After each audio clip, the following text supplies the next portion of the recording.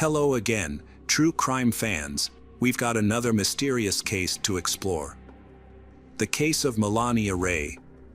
This is the story of Melania Ray, a striking woman who was a drill instructor in the Ken Regiment at the time of the incident. She was married to Salvatore Paralisi and they had a one-year-old daughter, Vittoria. The family lived in a small village called Oscolaquina, near the San Marco Plateau in Italy. At this time, tourists walking along the paths below the mountainside could not see the flowers that usually bloom on the plateau because the snow had only recently melted. However, a bar and small shops were open, allowing visitors to stroll and enjoy the view.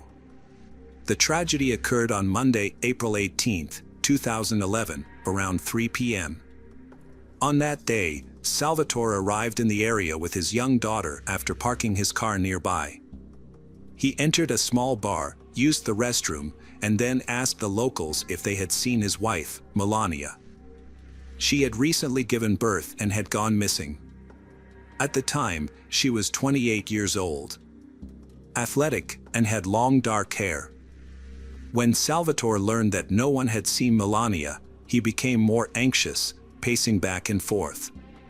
He eventually broke down in tears, expressing his fear that his wife had been kidnapped. The people there decided to support him and his daughter by helping to search for Melania. They went out onto the porch and walked along the path from the parking lot to the bar, hoping to find any sign of her, but they found nothing. The Salvatore explained that earlier that morning, he had been with his wife. After lunch, they went to the plateau, where he played with his daughter near the swings in the playground. His wife had planned to step away briefly to buy coffee and use the restroom, but she did not return. Sensing that something was wrong, he began calling her numerous times over the past 15 minutes, but she didn't answer. He realized her phone was missing and suspected that she might have been kidnapped by people in a passing car. The Salvatore remained at the bar and spoke with the owner, Giovanna, but the longer he stayed, the more unusual his behavior seemed. First, Salvatore was inadequately dressed for a cool spring day. Second, he seemed to neglect his one-year-old daughter while he grieved for his missing wife. The little girl wandered through the bar, grew hungry, and felt cold, but her father paid no attention to her needs, continuing to cry and recount his story about his wife's disappearance. At 4:34 p.m., a call came into the local police station from Giovanna, the owner of a bar. She called the emergency services because Salvatore had just left, reporting that he had not been able to find his wife for over an hour and was concerned that she might have been kidnapped. He had his young daughter, just over a year old, with him and the father was clearly upset. When he returned to the bar, Giovanna handed him the phone to speak to the police. The shaky man gave the dispatcher some details about himself and his missing wife, Melania. He mentioned that she had a hernia, which may have worsened as they were near the mountains. He repeated the story he had shared with others, emphasizing that Melania had disappeared after going to the bar. Throughout the call, he spoke very softly, often mumbling and stuttering, and there were long pauses. Police had to ask nearly every question multiple times to get him to respond. When the police arrived, he repeated his story, explaining that Melania had health problems, so they were forced to go to the nearest hospital. They then decided to stop for a walk and coffee. While she was out, Salvatore stayed at the playground with their daughter, who was playing on the swings. When Melania did not return, he became concerned and tried calling her, but she did not answer. This was unusual, as she usually answered her calls. Worried about her silence, Salvatore eventually went to the bar where she was supposed to be and began asking people there if they had seen her. As time passed without any news, Salvatore grew increasingly desperate. The police asked him detailed questions about Melania's appearance and the moments leading up to her departure. Salvatore insisted that she was fine, she had just needed to use the restroom, and there was no sign of abnormal. At the scene, the police verified Salvatore's identity and began their investigation. They first conducted a quick analysis of his phone data, looking into his recent interests and searches to evaluate his credibility. The police learned about Salvatore Paralisi, born on August 28, 1987, in the province of Naples, Italy. At the time Melania went missing, he was with their daughter in Felina. His wife, Melania Ray, was born on May 24, 1982, in another small town in the province of Naples. Since both were military personnel, the Carabinieri promptly contacted their military unit for further information.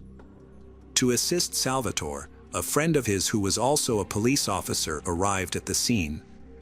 He wanted to help Salvatore take care of Vittoria. Eventually, the police were able to gather all the necessary information and then released Salvatore and his daughter. Melania's relatives were notified of the situation shortly after. They rushed to the scene to learn more about what had happened and assist in the search for Melania. During discussions with police, Salvatore acted unusually. As a military man, he knew it was important to provide accurate information to the police to help find his wife quickly. Instead, he dodged questions and slowed down the investigation. Police had to ask him for Melania's cell phone number 3 or 4 times before he shared the information. The police wanted to track Melania's mobile phone to locate her and track her movements. There were only 3 busy walkways between the bar and the playground. One was more than 100 meters long and was mostly visible from the kiosk cameras. The second was much longer and led to the War Memorial, a destination that often has a lot of people passing by. The third walkway, 150 meters long, was also closely monitored by cameras. Surprisingly, however, nothing was seen.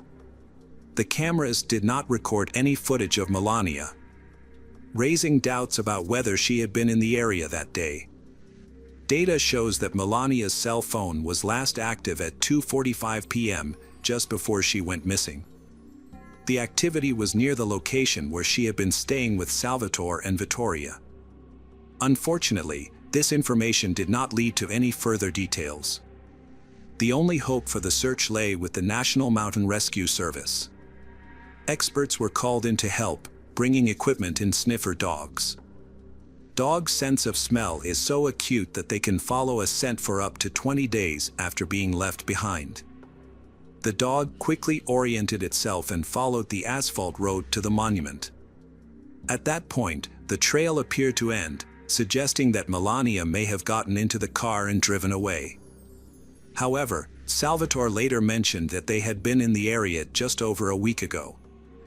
This leaves 2 possibilities: the dog was following Melania's old scent or she had actually been abducted. Afterward, the police took Salvatore to the station for questioning. There, he recounted all the details of the day leading up to Melania's disappearance. According to him, she visited a physiotherapist around 11:30 a.m. They then went to a supermarket and later visited the San Marco clinic, where doctors diagnosed her with an inguinal hernia. After lunch, they returned home to change clothes before going for a walk with their daughter. Salvatore noted that they had been in the area for the past month, making Melania very familiar with the territory. Salvatore mentioned that he and Melania had gone to a bar together during their visit. After gathering all the necessary information, the police sent Salvatore home. The main theory of the police was kidnapping, based on information gathered with the help of sniffer dogs. They believed that Melania had approached the road, was abducted, and her trail suddenly ended. All the evidence suggested that she may have been forced into the car. In May, Salvatore appeared on television to share his story, revealing new details. He mentioned that he and his wife had a small picnic near the War Memorial and were relaxing there on the day she disappeared. Salvatore also described the clothes and accessories Melania was wearing when she went missing. Interestingly, he noted that she did not have her handbag with her personal belongings at that time. She was wearing casual clothes and several gold ornaments. However, it was puzzling how a responsible woman could embark on a long trip with a child without any preparation or a handbag. She didn't even have money or cigarettes, which she usually smoked. Melania also forgot to bring a milk bottle and clothes for her daughter. Another point of confusion was how she could have gone to the bar to buy her husband coffee if she had no money. Salvatore's statements became increasingly contradictory, leading to suspicions that he might be lying. With these concerns in mind, the police decided to question Salvatore again to learn more. Salvatore claimed that they had a strong relationship and that they sometimes disagreed on various issues. But these disagreements never escalated into conflict. In general, they had a great, strong family, which was confirmed by relatives and friends. Therefore, the Salvatore was released. The next day, Melania's relatives arrived in town and stayed at a small apartment near the Salvatore home. Although exhausted from the trip, they made it a priority to visit the police station to ask about the investigation. They provided any information that could help locate Melania as quickly as possible. It was discovered that Melania had 2 phones that Salvatore did not mention. One phone was used to contact her husband and friends. The other phone was used to talk to her mother and close relatives. At 1:34 p.m. on the day Melania went missing, her mother-in-law called the second number. They had a conversation that lasted about 9 minutes, during which Melania shared details about the day. She mentioned that her family was going to San Marco to go for a walk and attend the christening of a friend's child at around 4 p.m.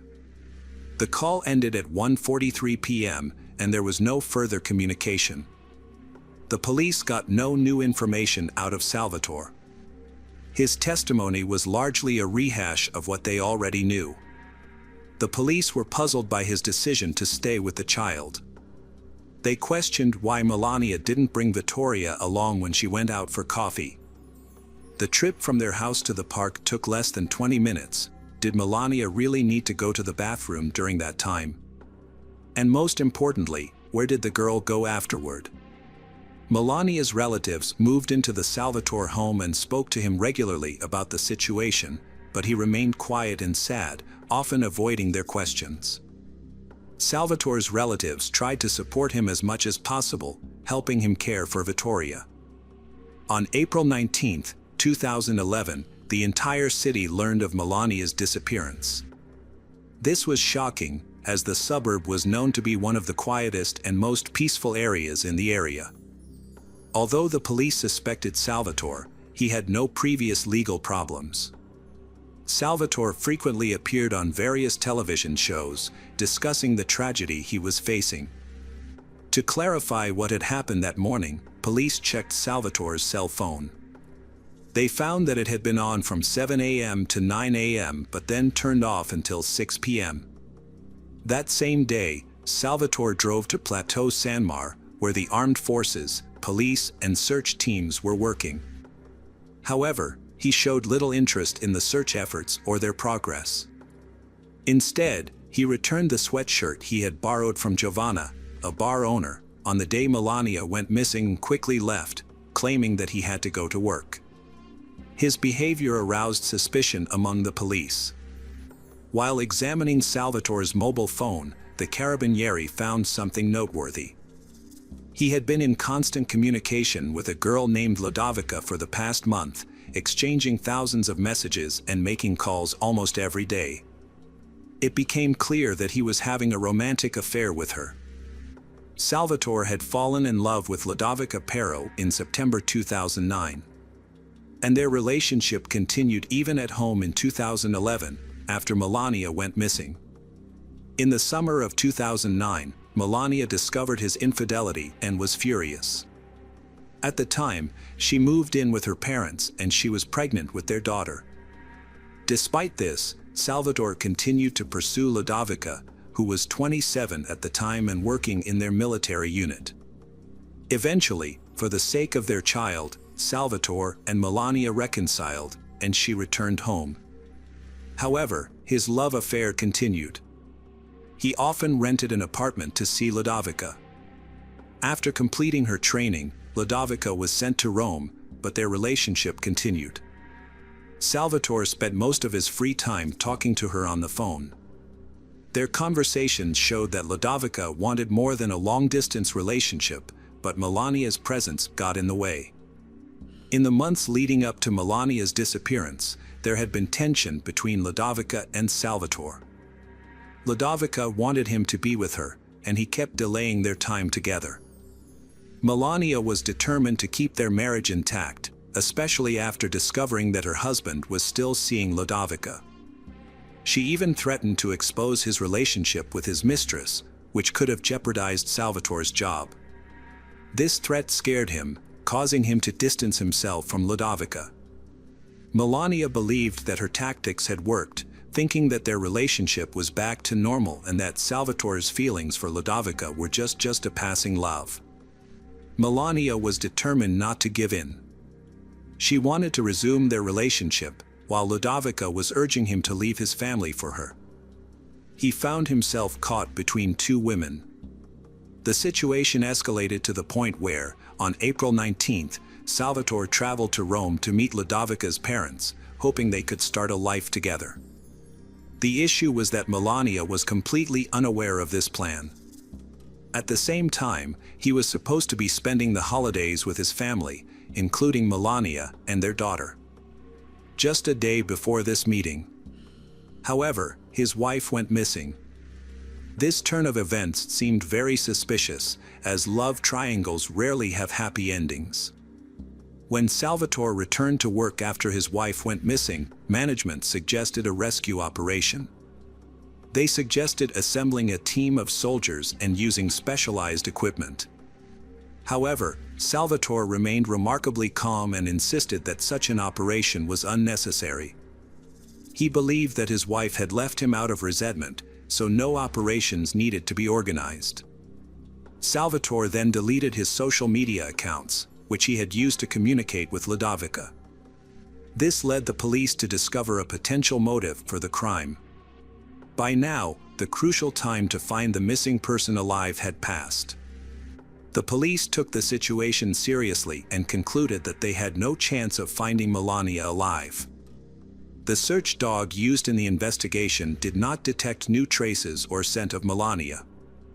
On April 23rd, police received a call from an unknown man who identified himself as a mushroom picker. He reported seeing the body of a woman 17 kilometers from Felina. Police arrived at the scene shortly after. The body was found to be Melania's. Forensic experts discovered multiple injuries on her body during the autopsy. These injuries were consistent with stab wounds caused by small knives, mainly to the head and neck. There were also injuries to her chest and some self-defense wounds. Although Melania was not raped, significant evidence was collected from the scene, including her cell phone, a bloody lighter, a water bottle, and traces of a small car. The most important piece of evidence was a grocery store receipt from the morning of April 18th. Additionally, insulin syringes were found nearby, suggesting that Melania may have been abusing drugs. However, a toxicology report confirmed that there were no traces of alcohol or illegal drugs in Melania's system. The police received information from Salvatore about an interesting coincidence. A few days before Melania went missing, she and her husband had an intimate encounter in the same area behind the kiosk where her body was later discovered. Somehow, this information reached Ludovica, who was furious, having been lied to. He had repeatedly assured Ludovica that he was no longer intimate with his wife. This revelation only added to the complexity surrounding their relationship. However, on the day of their encounter, it was snowing and very cold, making it unlikely that they would engage in intimate relations outdoors. Additionally, it was known that Melania was experiencing pain from an inguinal hernia at that time. Given these factors, the narrative of a passionate encounter at the kiosk doesn't seem reasonable. However, this is just an assumption that needs to be proven. The police conducted a thorough search of the surrounding area for any traces of blood. They discovered various pieces of evidence, including shoe prints. In order to gather more information about the suspect, it was important to determine who was in the area at the time of the victim's death. During that time, soldiers from Salvatore's and Melania's regiments were present. In fact, the soldiers accidentally left behind some evidence, such as a water bottle, a store receipt, and shoe prints. This complicating factor hindered the police investigation because much of this evidence was irrelevant to the case. Additionally, the soldiers reported that they did not see anyone suspicious that day and confirmed that no body was present. The police decided to examine Ludovica more closely.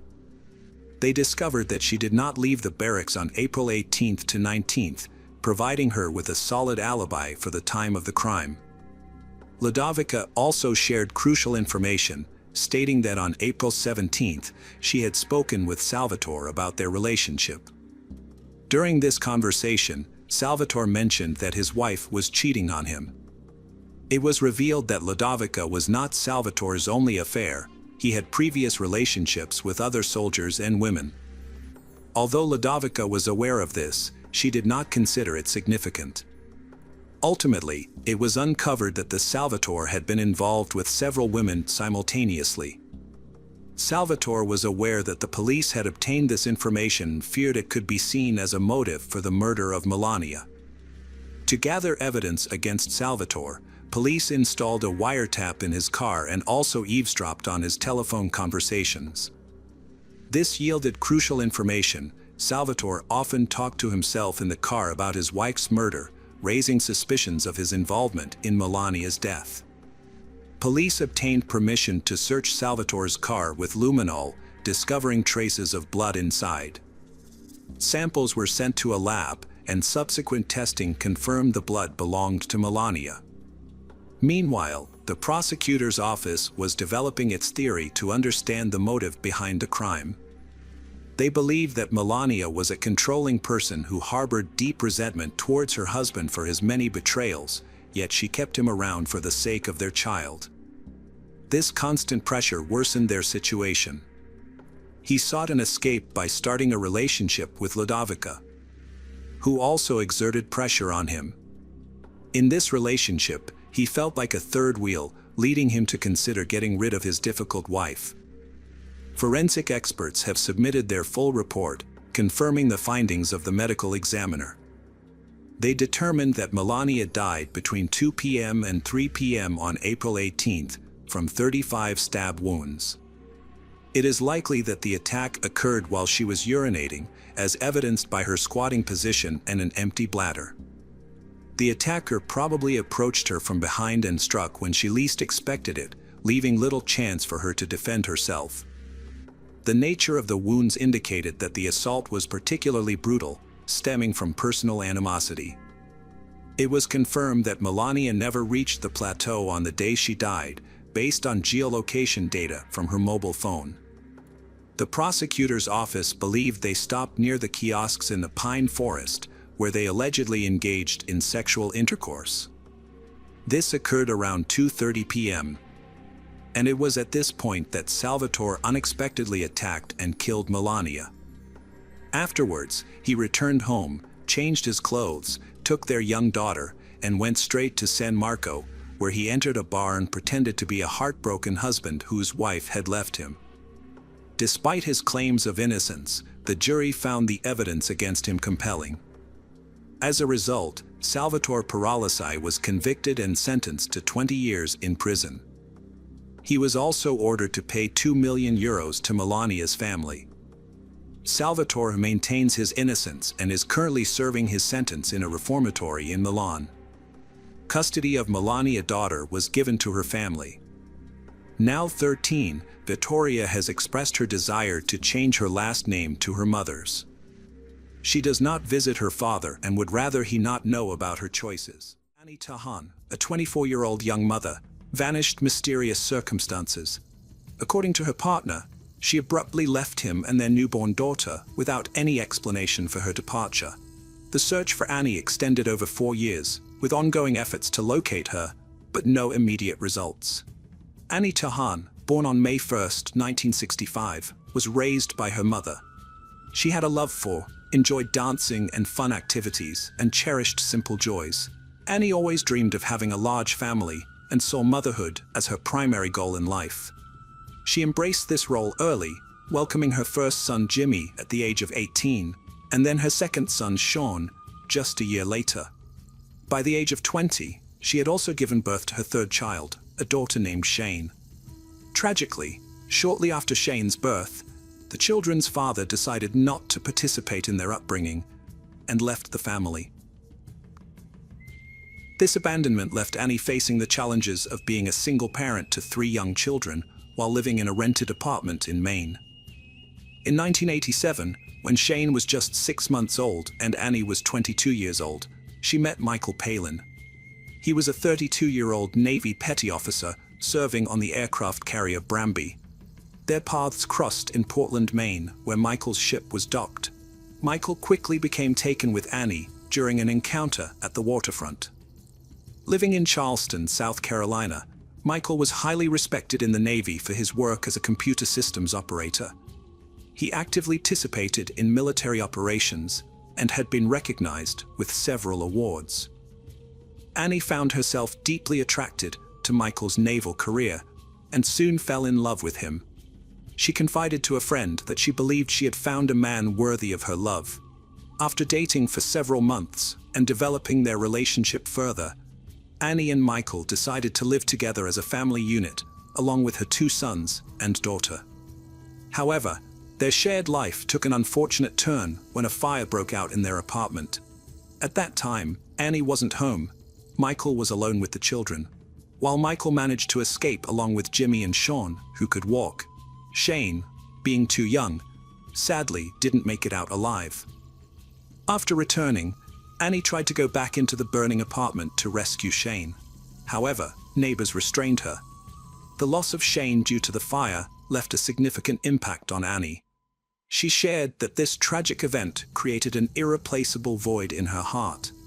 As authorities started investigating the fire, experts faced difficulties in determining the exact cause of ignition. The circumstances were highly suspicious to investigators. Even with these suspicions, the investigation concluded without assigning responsibility to any individual. Following the devastating fire, Annie Tahan moved with her sons to her mother's residence in Portland. Meanwhile, Michael Palin immersed himself in work and chose to live in the barracks. A few months later, another alarming incident happened near Annie's mother's house. A shed in the backyard caught fire. Investigators quickly identified the fire's origin and discovered a lighter engraved with Bramby, the name of Michael Palin's ship. This evidence pointed toward Michael as a prime suspect. Despite this suggestive evidence, police couldn't conclusively prove his involvement because of insufficient proof. After this second fire incident, child welfare authorities in Maine determined that Annie Tahan's sons were in a potentially dangerous situation under her care. Consequently, they decided to remove Jamie and Sean from their mother's custody and place them under foster care administered by social services. This decision left Annie devastated as she fervently tried to regain custody of her children. Despite all her efforts, she couldn't do so, inflicting profound emotional distress and leaving her heartbroken over being separated from her sons. When Michael's ship returned to Charleston, South Carolina, he rented an apartment and reconnected with Annie despite their tumultuous past. Annie agreed to communicate with him and eventually moved in with him to Goose Creek, a suburb of Charleston, where they lived as a couple. However, Annie's stay was soon marred by a startling discovery. She found a photograph of Michael wearing a wedding ring, revealing his marital status. Confronted with the photograph, Michael admitted to Annie that he was married, but had been long divorced. He disclosed that his ex-wife Dawn Breeze and their 3 children resided in his mother's house in Savannah, Georgia. Despite Michael's reassurances of no ongoing relationship with Dawn, Annie was shaken by the revelation. She contemplated leaving him, but ultimately decided to stay, still seeing Michael as an ideal partner for starting a family. Their cohabitation, however, soon turned sour. Michael's behavior towards Annie grew increasingly hostile and demeaning. Annie, planning to return to her mother's house, discovered she was pregnant. This news led her to reconsider her plans to leave, filled with the joy of expecting another child. In October 1989, a month before her disappearance, Annie gave birth to her fourth daughter, Jade. Though Annie knew Jade could never replace her lost daughter, she felt Jade filled a significant void in her heart. Yet in the month following Jade's birth, Michael's treatment of Annie deteriorated further. He resorted to openly insulting and humiliating her. Annie confided in a friend about her fear of Michael's relentless pursuit if she attempted to flee. Michael's controlling behavior escalated. He confined Annie to their apartment while he was at work, disconnecting the phone and placing it in his briefcase. Annie was increasingly alarmed by Michael's actions. Just 2 days before her vanishing act, in a state of distress, Annie reached out to a close friend, Katie French, via phone call. In the call, Annie revealed to Katie that she had disclosed her intention to leave Michael. However, Michael had retorted that if she left, their daughter Jade would remain with him. Annie found herself in a desperate situation, overwhelmed with emotion. She urgently pleaded with Katie to come immediately and rescue both her and her daughter Jade. Unfortunately, Katie was preoccupied and could not come to her aid. Instead, she sent Annie money for a bus ticket, hoping it would enable her to escape and return to Portland. Unbeknownst to them, this heartfelt conversation would be their last exchange. 2 days later, on November 7th, 1989, Katie attempted to contact Annie but received no response. Several days passed before Michael Palin informed Katie that on November 6th, Annie had gathered her belongings and departed in an unknown direction. Expecting Annie to reach out from her new location, Katie waited anxiously. However, 2 weeks went by with no word. By Thanksgiving on November 24th, Annie had been unreachable for 20 days.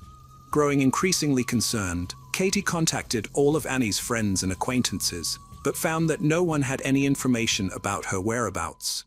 She then tried to report 24-year-old Annie as missing to the police, but was informed that she could not file an official report since she was not a blood relative. Months passed without any sign of Annie. Eventually, Katie obtained the phone number of Michael Palin's mother. Upon contacting her, Katie was shocked to learn that Jade was in her care. This revelation confirmed Katie's worst fears. She knew Annie would never leave her daughter behind willingly.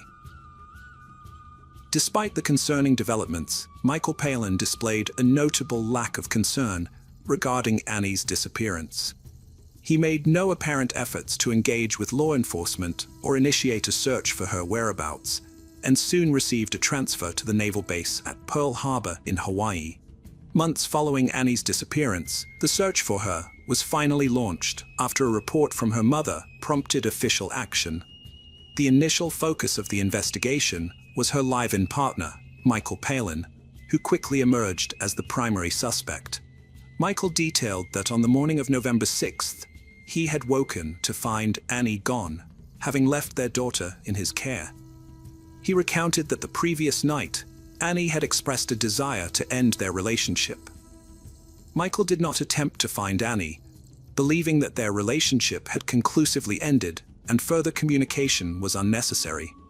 He also claimed to be unaware of her being reported missing or of her lack of contact with family and friends. Upon inspecting the couple's rented apartment, police found no evidence, such as traces, clues, or suspicious items that could provide leads in the case. Annie Tarn's case seemed to have hit a dead end with no large-scale search initiated for the young woman. Her whereabouts, whether she was still alive, and the potential motives of any abductor remained mysteries. The only certain detail was that the last person reported to have seen her was her live-in partner, Michael. For an arduous span of 4 years, there was no news or sightings of Annie. Katie French, her close friend, remained the sole active seeker, tirelessly cooperating with the investigation. Katie invested approximately $16,000 in phone bills alone, employed a private detective, and was steadfast in her determination to continue the search. She reached out to various organizations that could potentially provide insight into Michael Palin's background. Katie personally held a strong belief that Michael was a dangerous individual and should not be trusted. She harbored a deep fear of him, aware that if Michael became aware of her involvement with the police, it could potentially put her in harm's way. In 1993, a significant development occurred in Annie Tehan's case, as it was transferred to the Naval Criminal Investigative Service, NCIS, marking a pivotal shift in the investigation. The NCIS agents initiated a comprehensive re-examination of the case, starting from scratch. They found Michael Palin at the naval base Pearl Harbor in Hawaii. When police agents approached him to discuss Annie Tehan's disappearance, Michael said he would only talk if his was present. Later, he stopped cooperating altogether. He refused to give any more help or information. The Marine Police gathered all the details they could about missing Annie. They then reached out to South Carolina law enforcement. They asked them to check their records for any unidentified bodies, noting that Annie had given birth a month before she went missing. The South Carolina police shared a case about a deceased woman who also gave birth just a month before her death. They provided a sketch of this woman's face, which shocked the Marine Police agents when they saw it. They were sure they'd found Annie. The scene revealed a violent murder. Her body was found beside a highway in Jasper County, South Carolina, about 100 miles from where she lived with Michael. The crime scene photos were horrifying, showing a rare level of violence. Annie's face was severely damaged, and her skull was broken into 124 pieces, requiring nearly 500 hours of careful work to reconstruct it. Annie's body had been put in a naval bag soaked in gasoline and set on fire. The burning bag was found at 6 a.m. on November 7, 1989, the same time Katie French noticed Annie stopped answering her calls. A match of dental records confirmed the woman's identity as Annie Tehan. With this discovery, Michael Palin became the prime suspect in her murder right away. Marine Police agents set up a detailed investigation plan, which started with examining his financial activities closely. On the day Annie vanished, investigators found that Michael made a credit card purchase about 25 miles south of where her charred remains were found. Digging into his phone records, they discovered that on the morning of November 6th, he had made 2 calls to his mother's house in Savannah. The first call was at 4:35 a.m. and the second one at 5:17 a.m.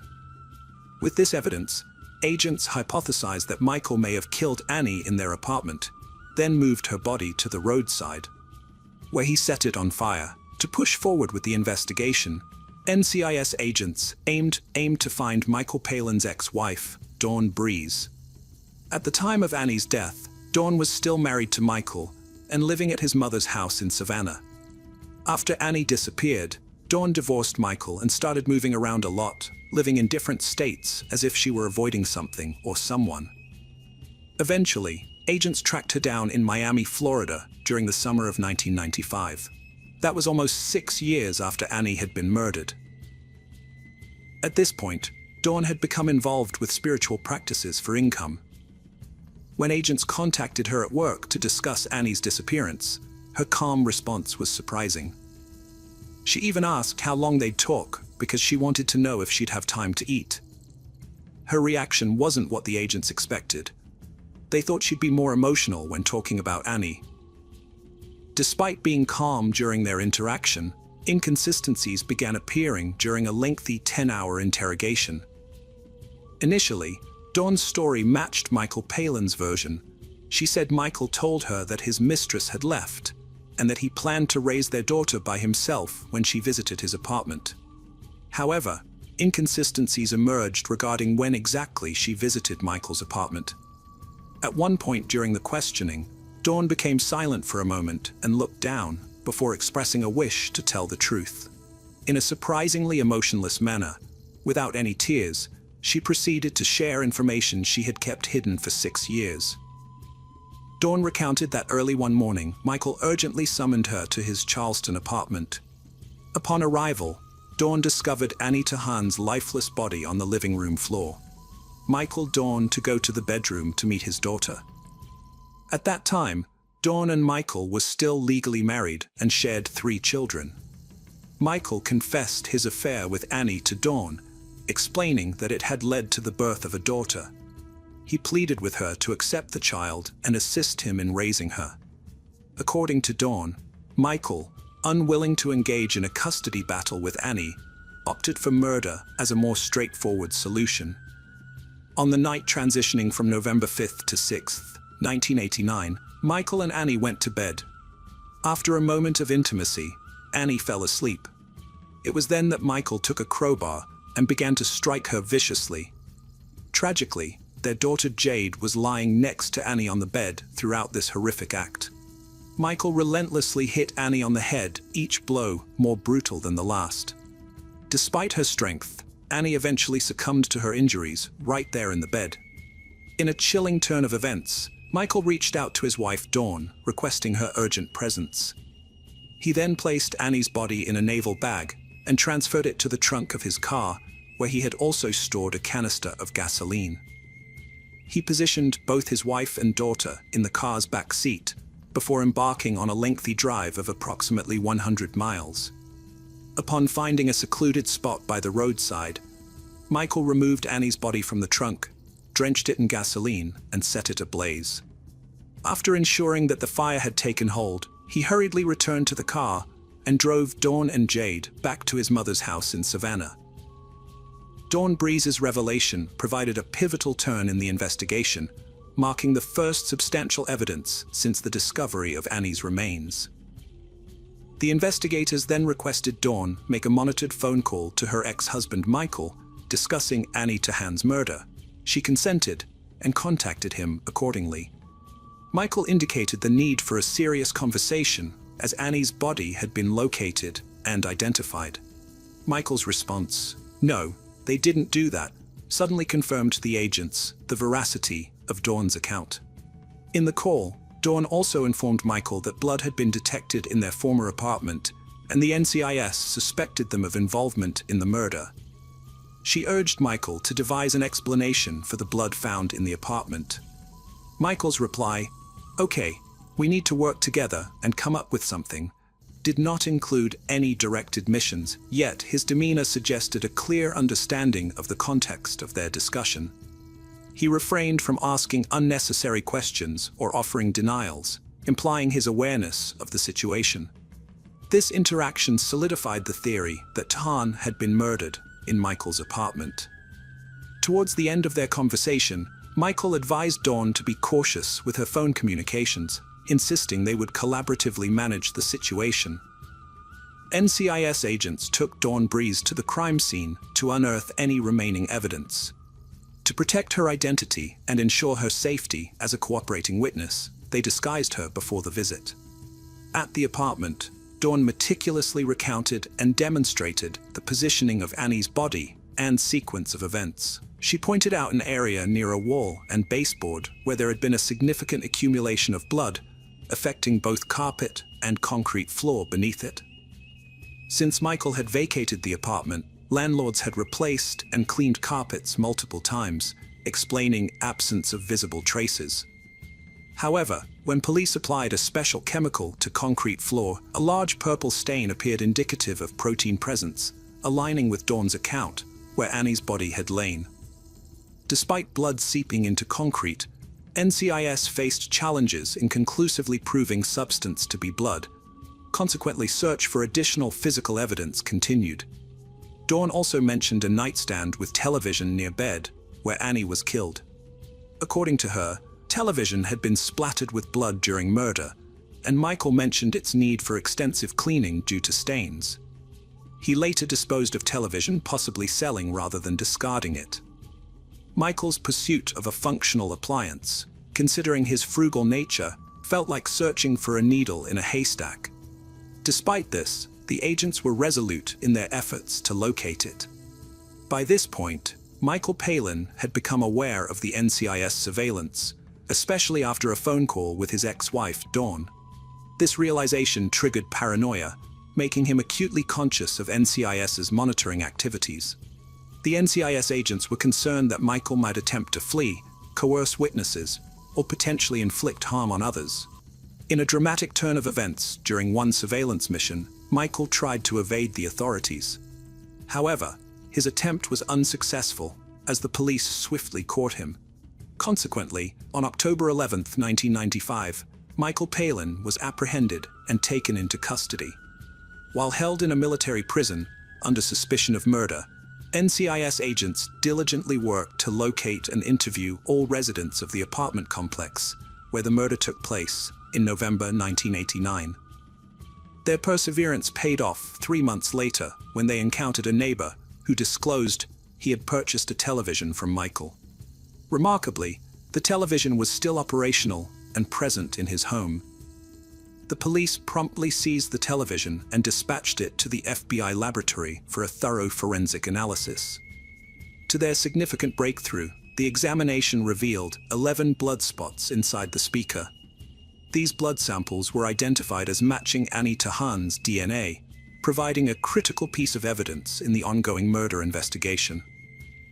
At this stage of the case, Michael Palin's legal representatives announced his willingness to enter a guilty plea if the death penalty was set aside. Even though the prosecutor was unhappy with the way things turned out, military law required that such an agreement be made during the trial. Michael Palin admitted his guilt without showing much emotion. He recounted the details of his crime with a detachment that was unsettling, almost like reading off a mundane list. His narrative lacked any signs of remorse or empathy. As a result, Michael Palin was found guilty and sentenced to life in prison, with chance for parole after 30 years. He also received a dishonorable discharge from the Navy.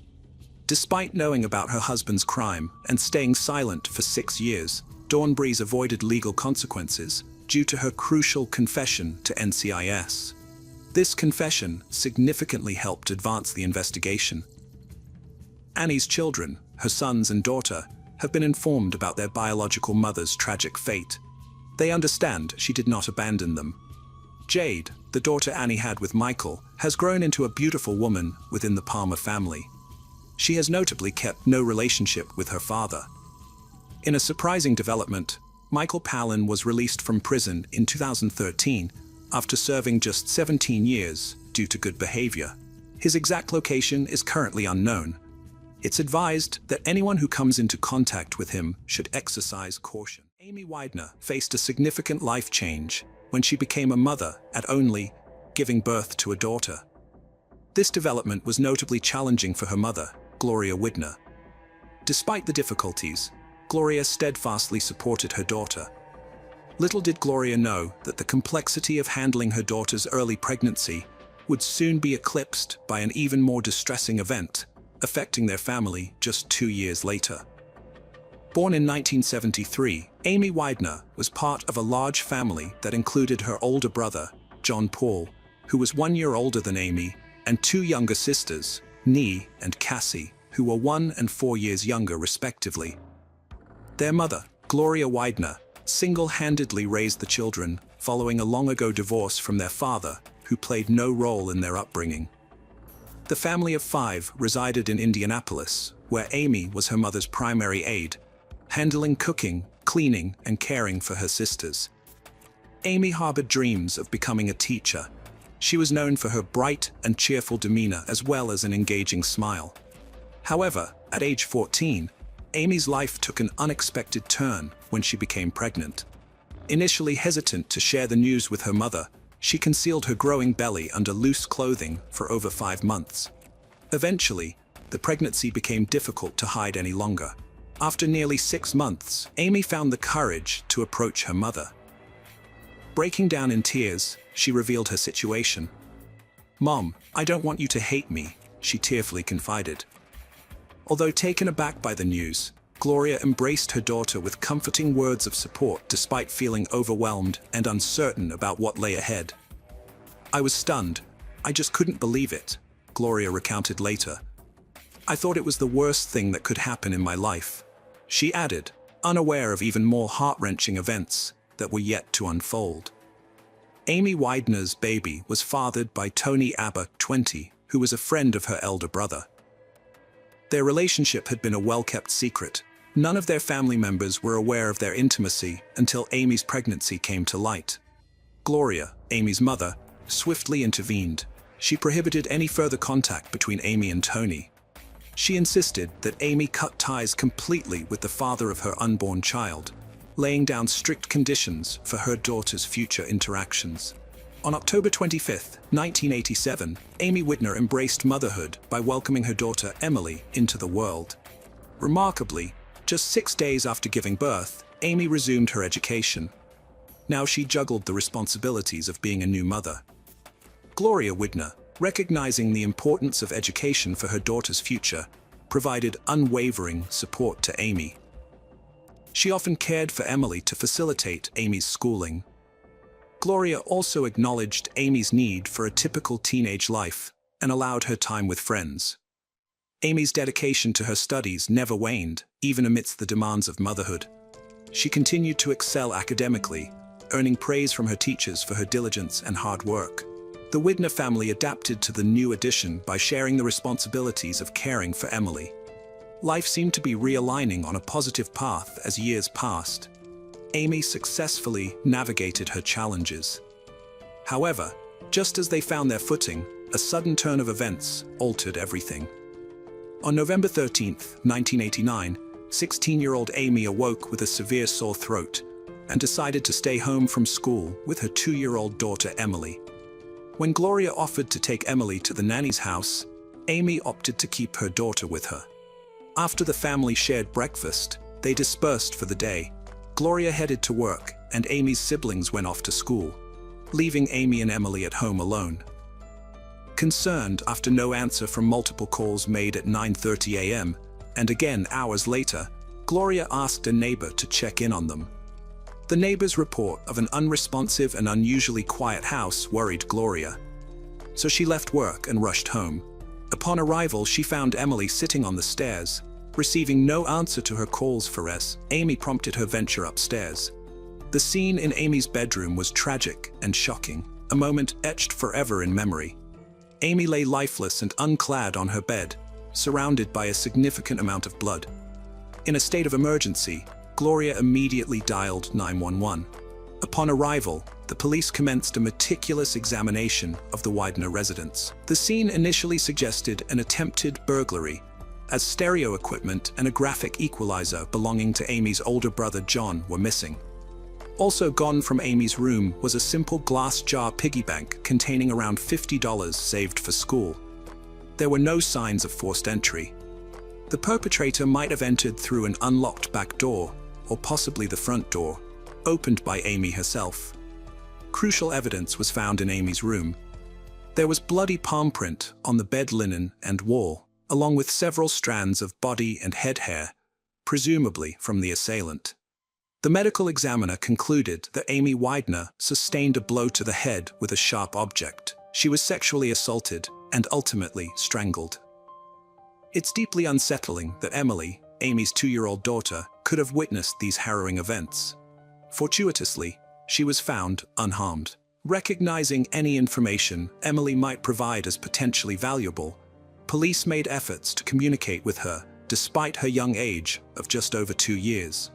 They used finger puppets to create a more child-friendly environment and gently probed for details she could recall. During this interaction, Emily, energetically moving around, mentioned only that her mother seemed very angry that day. As part of the evidence collection process, police sectioned off and removed the portion of the wall bearing the assailant's bloody palm print. They also gathered the victim's clothing and bed linens from the crime scene to aid their investigation into this tragic case. In their pursuit for answers regarding Amy Whitner's case, detectives initiated inquiries among her family, friends, and nearby residents. John Paul, Amy's 17-year-old brother, mentioned how the investigators initially suspected him during the interrogation. However, he had a reliable alibi, and no evidence linked him to the incident. Tony Abia, Amy's former boyfriend and Emily's father, was also interrogated. He expressed deep affection for Amy and denied any harmful intentions towards her. Tony had a solid alibi for the day of the crime. The police's attention was also drawn to Troy Jackson, who lived next to the Whitners. He knew about the stereo system stolen on the day of the murder. Despite his denial of involvement and the absence of any bruises or scratches on his hands, Troy provided hair samples that did not match those found at the crime scene. After passing a polygraph test, suspicions against him were dropped. Besides these three, the police interviewed other acquaintances, neighbors, and classmates of Amy. Fingerprints and hair samples were taken from all of them, but none fell under suspicion.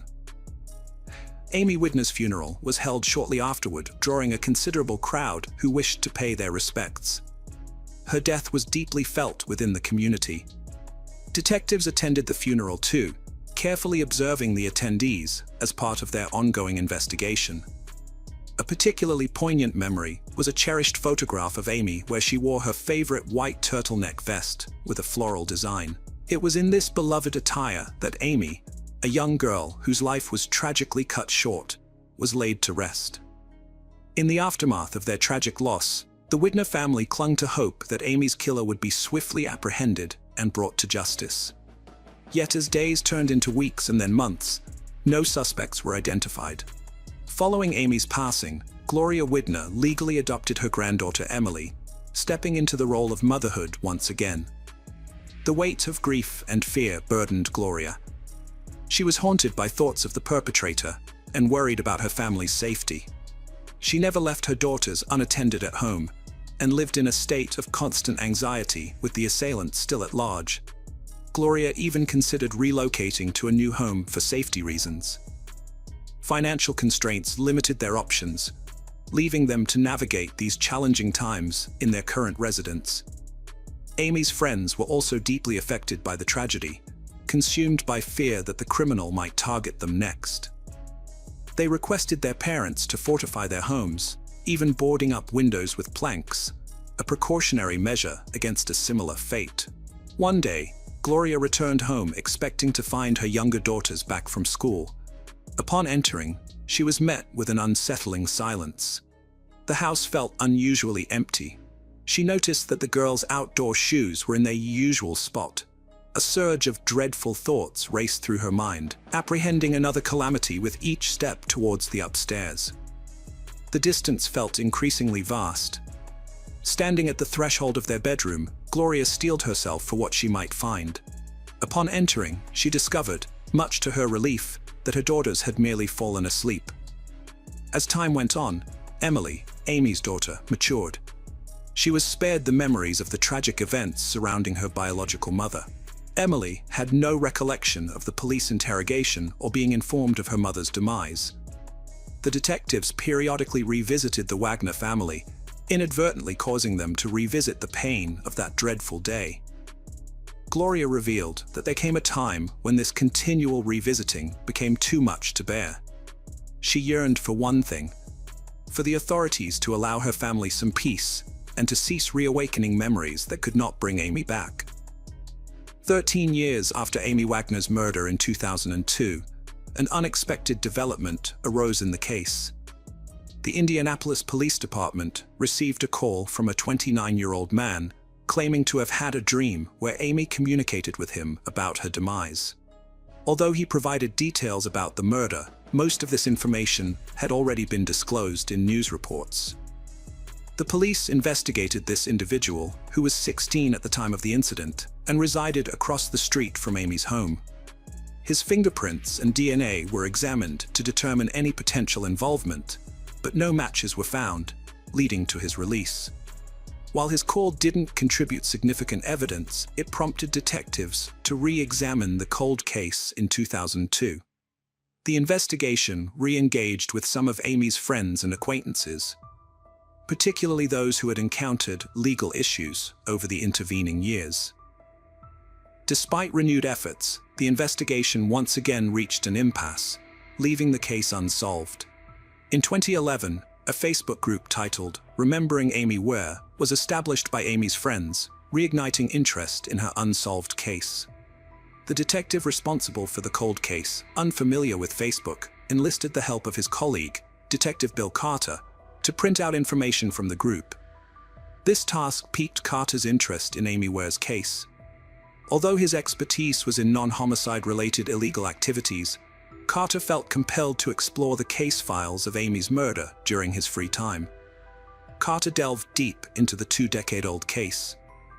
He scrutinized every detail in the file, re-examining evidence and reviewing school attendance records from the day of the murder. He also scrutinized the funeral attendance list. He inputted the case details into a database and identified overlooked leads, including several friends of Amy's brother who had never been interviewed by the police, nor had their DNA been collected. In his pursuit of new leads, Detective Carter reached out to the Were family and Amy's friends in 2011, seeking names of individuals who might possess information about the case. He initiated DNA collection from persons previously overlooked in the initial 1989 investigation following the crime. The police had canvassed the neighborhood where the Wers lived and documented residents' names. Amy had long-standing friends, and while she reiterated most of the previously known and investigated, she also mentioned an unfamiliar name to Detective Carter: Rodney Dink. In 2012, Detective Carter received authorization from the Cold Case Unit to formally take on Amy Wagner's case. His first step was to locate Rodney Dink to ascertain whether he could be a potential suspect. The Wagner family was quite familiar with Rodney, as he was a friend of Amy's older brother, John Paul. They spent time together engaging in activities like biking and fishing. When Carter inquired about Rodney with John Paul, he described him as a reserved individual who largely kept to himself and had never aroused suspicion. Carter visited the home of 40-year-old Rodney Dink, who resided with his mother near the Wideners.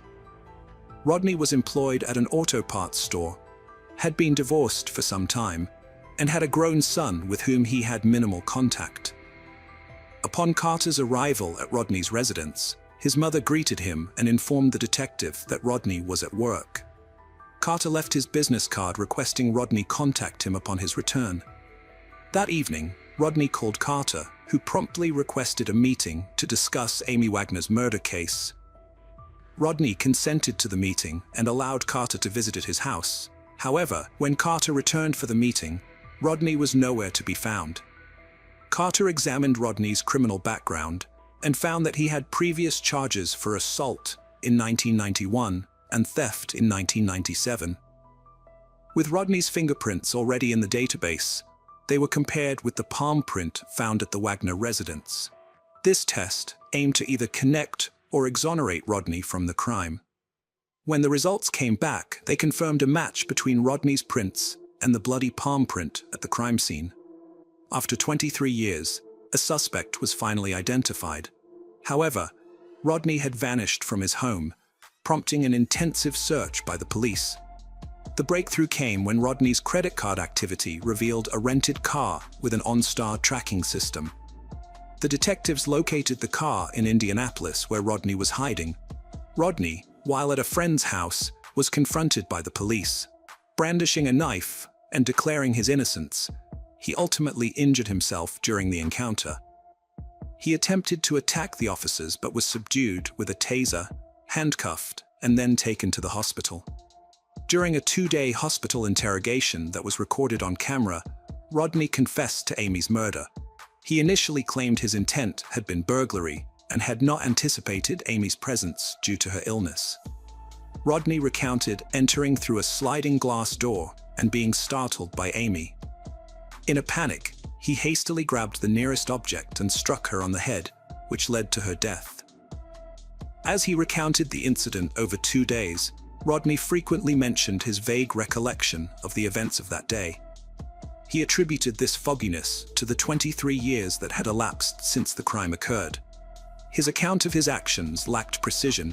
At one point, he even suggested he had visited the house with an acquaintance he referred to as Bag. However, Rodney struggled to recall clear details about this supposed accomplice and could not provide a description of their appearance. According to Rodney, Bag had initially kept watch outside before joining him inside, where they both confronted Amy. When questioned about Emily's presence during the incident, Rodney claimed he did not see her, nor was aware of her cries in the house, oblivious to the fact that she had been nearby throughout the ordeal.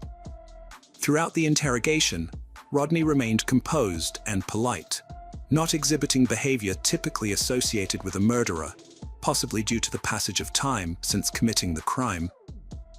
His DNA sample was taken, and as anticipated, it matched that found in 1989 on Amy Wagner's bedsheet and blanket. The disclosure of Rodney's guilt came as a profound shock to the Wagner family. They struggled to reconcile the image of the quiet, unassuming Rodney with his heinous act. Rodney wasn't just Amy's older brother, John Paul's friend and classmate. He also lived across the street and frequently visited their home. Remarkably, Rodney had even attended Amy's funeral, mourning with others and extending condolences to Gloria Wagner. Later, Detective Carter discovered Rodney's signature in the guest book at Amy's funeral. Upon revisiting the case, he found that Rodney's name was first mentioned in 2003 by Tony Abercrombie, Amy's former boyfriend and Emily's biological father, who pointed out Rodney's regular visits to the Wagner family. Carter deduced that back in 1989, for some unknown reason, Rodney Den had evaded suspicion entirely. He wasn't considered a suspect or even questioned at that time. In 2012, while investigating Rodney Dan's background further, detectives unearthed another grim detail. Rodney's biological son, Dylan Dank, was imprisoned for a crime committed in 2009. At just 16 years old, Dylan had fatally assaulted his birth mother, Mary McHenry. He claimed he acted out due to her abuse and insults, ultimately using a baseball bat to inflict fatal injuries. Tragically, Mary succumbed to her wounds. Dylan turned 17 just days after the incident. This eerie parallel, father and son committing significant crimes at almost similar ages, struck detectives as both chilling and peculiar. Despite having minimal involvement in Dylan's upbringing due to divorcing Mary McHenry early on, Rodney appeared at Dylan's trial in 2009 and agreed to a plea deal, resulting in a 20-year prison sentence. Dylan's anticipated release will be in 2029 when he turns 37 years old. In the ongoing investigation of Amy Wagner's case, Rodney Dink initially maintained that he had an accomplice during the crime, a young man. In June 2013, merely 10 days before his trial was scheduled to commence, year-old Rodney recanted his previous statement. He admitted to acting alone in the murder of Amy, asserting that no one else was involved. As a result of this confession and the evidence against him, Rodney received a sentence of 65 years in prison. Following the resolution of Amy's case, the Wagner family arranged a gathering with Detective Bill Carter. They commemorated the 24 years without Amy by releasing 24 balloons into the sky. The family expressed their gratitude for Detective Carter's pivotal role in the case. It was Carter who pinpointed Rodney Den as the perpetrator within just 12 days of delving into the case and brought the investigation to a close. In recognition of his outstanding work, Detective Bill Carter was honored with an award by the Indianapolis Police Department in January 2014. Despite an offer to join the Homicide Investigation Department, he chose to remain in his current role. Emily Ware, Amy's daughter, matured into adulthood. She graduated from the same high school her biological mother had attended before pursuing higher education at a university. Seeking broader opportunities, she relocated from Indianapolis to California. Gloria Ware, Amy's mother, openly shared her enduring grief and daily remembrance of her daughter. She continues to reside in the house where the tragedy unfolded. Amy's room, still adorned with her photographs, now welcomes Gloria's grandchildren during their holiday visits. This brings a new sense of joy and life to a space once marked by loss. On the morning of May 25, 2013, Marshall University was celebrating the graduation of a new cadre of professionals. Mark and Joanna McDermott were supposed to be among the parents witnessing their children receive their diplomas. However, their day took an unexpected turn. This is the of Mark McDermott, a model family man who faced betrayal by someone he considered and raised as his own son for nearly 20 years. Mark McDermott was born in the early 1960s in Australia. Little is known about his upbringing and personal life. What is known is that Mark was the eldest of 5 siblings. His father, Bruce McDermott, as well as 2 younger sisters, Tracy and Nicole, with Nicole being the youngest, are his only known relatives. Close acquaintances have described Mark as not only a successful businessman, but also a kind and responsive individual. Nicole portrayed her older brother as a wonderful person who could never deliberately cause harm to anyone. Very little information is available about Mark's life, including his adult years. At some point, Mark traveled to the southern United States. The circumstances and reasons for this journey remain unknown. It was during this time in the US that he met Joanna Dunn, a single mother with a 4-year-old child. Even less information exists about Joanna's life. Most accounts come from her own narratives. However, the words she shared publicly were almost entirely dedicated to her son, who is also central to this story, Donald Wayne Dunn. Donald Wayne Dunn was born in the early 1990s in West Virginia, where he lived his entire life with his mother's family. His grandparents played a significant role in his upbringing, since they cared for him most of the time. The reason Joanna, a working single mother, entrusted much of Donald's upbringing to her parents was that she found it challenging to raise a child alone. Even when they managed to spend time together, Joanna often turned to video games and television to entertain Donald. On the rare days they were home together, it was challenging for her to give him all her attention. However, everything changed with Mark's entry into their lives. The couple quickly started a relationship and soon got married. Joanna adopted her husband's last name, and all three moved to West Virginia, becoming a very close-knit family from the beginning. Mark and Donald developed a close relationship as if they were truly related by blood. Some who knew them, including Mark's sisters and father, confidently stated that Mark treated the boy as his own son, and Donald regarded him as his only father. Their strong bond was evident. When Donald was still a minor, Mark and Joanna's relationship went through a difficult period that ended in a temporary separation. Despite Mark living alone for some time, Donald insisted on residing with him rather than his mother. During those months, the family faced another challenging period when Joanna was diagnosed with cancer. However, by supporting each other, they managed to get through these tough times. Mark always ensured that his stepson had a comfortable life without any deprivation. He made sure Donald never lacked anything he needed. Although Donald was a simple person who never asked for much, he seemed grateful for the peaceful and luxurious life his stepfather provided. In 2008, when Donald graduated from high school, Mark took on the financial responsibility for his higher education at Rio Noa Community College, where he studied for 2 years. Mark continued to pay for his education, even when, in 2010, Donald transferred to Marshall University. Despite living with his girlfriend, with whom he had been in a relationship since he was 15, and her family, he always enjoyed unconditional support from Mark and Joanna. It's noteworthy that their financial assistance wasn't limited to just tuition fees. They also covered expenses for clothing, car insurance, and paid for his living and food expenses. Donald only had to focus on his studies, a responsible and dedicated young man who strictly followed his daily routine and often cancelled or declined plans with loved ones due to study commitments or practical work requirements for upcoming exams. During his 5 years of university education, he maintained this lifestyle, aiming to graduate on time without falling behind in any semester. Saturday, May 25, 2013, was to be a significant day for him as he was scheduled to receive his diploma. However, what was meant to be as special for celebration turned into a deeply distressing moment that would forever alter his life. As the McCott family prepared for Donald's graduation ceremony, an emergency call was made to 911 from their home. "What is your name?" "Joanna McDermott. I shot my husband." "Okay, is he breathing?" "No." "Was it an accident?" "No, we were fighting." "You were fighting?" "Yes. It was supposed to be a happy day. It's his graduation." "Your child's graduation?" "Yes." "Is your child okay? Will the police be coming too?" "Yes." Authorities promptly headed to the McDermott residence. Sergeant Greg Keon of the Raleigh County Sheriff's Office was one of the first law enforcement officers to arrive at the scene.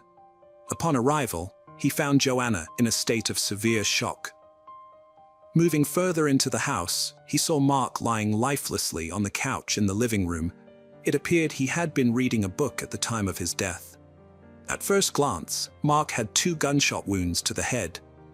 When investigators moved the body, they discovered a 3rd wound in the back of his shoulder. The medical examiner at the scene confirmed that although the cause of death was indeed due to head wounds, death was likely not instantaneous. The amount of blood at the scene indicated that Mark's prolonged survival led to significant blood loss. According to initial reports on the incident, Donald had been preparing for his significant day, and noise from the shower drowned out the sound of gunshots.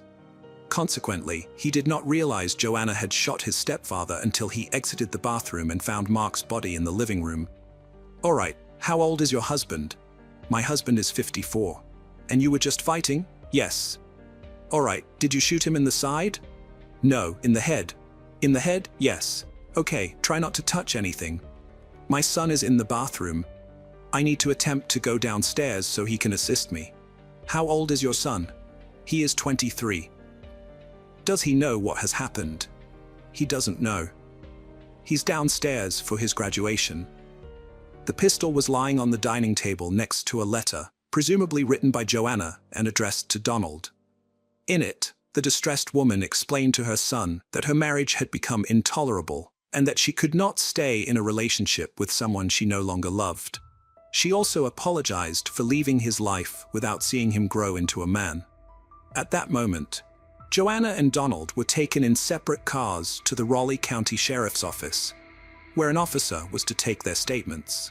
Since Joanna called emergency services, the case appeared to be another instance of domestic violence with a tragic conclusion. In her conversation with the operator, Joanna claimed that she and Mark had argued, and in a fit of rage without realizing her actions, she shot him in the head with her pistol. This narrative surprised the officers who took her for questioning, because she then made a confession that completely overturned her initial story, and thus changed the entire course of the investigation. When the doors of the police car closed, Joanna revealed that it was not she who ended Mark's life, but her son Donald. However, this revelation was not all. The story turned out to be far more intricate than what investigators had assumed. Once in the interrogation room, Joanna recounted to Captain James Barr of Raleigh County Sheriff's Office the sequence of events that took place on May 25, 2013.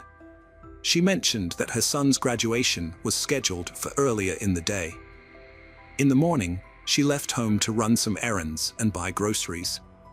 Upon returning home, and as she was about to get out of her car, Donald approached her and asked her to close her eyes, follow him into the house. He had a surprise for her. Trusting her son had prepared something special, she blindly followed him into the dining room, where he suggested she sit down. At that moment, Joanna heard a distinctive click. When she finally turned to look at Donald, she found herself face to face with the barrel of her own pistol in his hands. The gun did not fire. Joanna, completely frightened, managed to grab it and wrest it from her son's hands. She overcame her panic, which allowed her to think clearly and devise a plan of action to save herself from becoming Donald's second victim. Seeing Mark's lifeless body, she quickly told Donald that she was going to call emergency services and take the blame for the crime. Although the young man initially seemed to doubt her plan, he eventually agreed. During the interrogation, Joanna explained that she decided to call emergency services to protect herself from her own son. She understood that by confessing to a crime she did not commit, she would end up behind bars. Joanna added that she was sure that if she didn't do this, Donald would try to end her life. She also confessed that in the 23 years she had been his mother, she never thought he would point a gun at her head and pull the trigger. The gun used by Donald belonged to Joanna.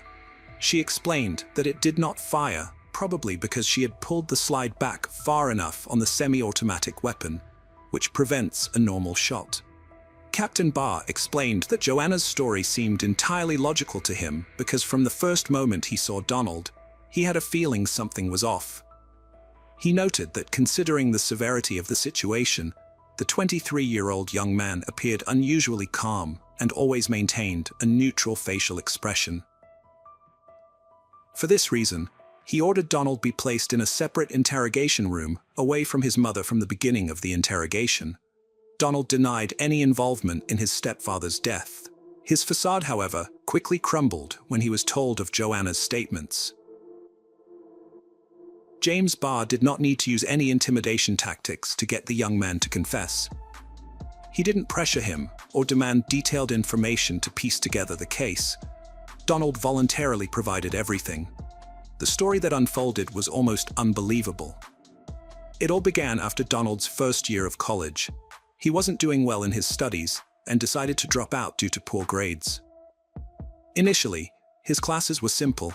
Just showing up at the right room and time was enough for good grades. But as the semester progressed, it required more effort. According to Donald, he felt he didn't have the strength to continue his studies. Instead of telling the truth, he chose to lie to Mark and Joanna. His close relatives were not the only ones deceived. Even his girlfriend and her family were unaware of what was happening. Rachel Rush, his girlfriend's sister, said Donald maintained a routine that made it seem like he was attending classes. He left and returned home at regular times, spending most of his day in his room under the pretense of needing focus for assignments or tests. Donald even went as far as falsifying grade reports. This deception lasted for 4.5 years without anyone suspecting a thing. His family's faith in him remained unwavering as he pretended to be a student. Joanna and Mark had no idea that their son was misusing the money they provided to support him. Donald claimed he never meant to deceive his family for so long. But as days went by, speaking the truth just got harder and harder. The one thing that stopped him from being honest? The fear that Mark and Joanna would stop covering his expenses. Even though he acted like material things, a car and fancy clothes didn't matter much, the reality different. Losing his lifestyle was a big deal for him. Over several months, Donald thought he had the perfect plan to get away everything. From the start, he planned something drastic: to take his parents' lives. He wanted to avoid suspicion by leaving a note, something similar to what was found on the dining table with the pistol. Donald believed that when authorities read it, they'd think it was written by a distressed woman stuck in an unhappy marriage who saw no other way but to take her husband's life and then her own. On May 25th, Donald told Captain Barr that he secretly took Joanna's pistol and kept it all day while pretending to prepare for his graduation. Part of his plan included creating an alibi by going to the supermarket so surveillance cameras would record him there. However, things didn't go as planned. He didn't expect his mother's gun to jam just as he tried to pull the trigger aimed at her head. The conclusions and plans Donald revealed later baffled everyone who heard them.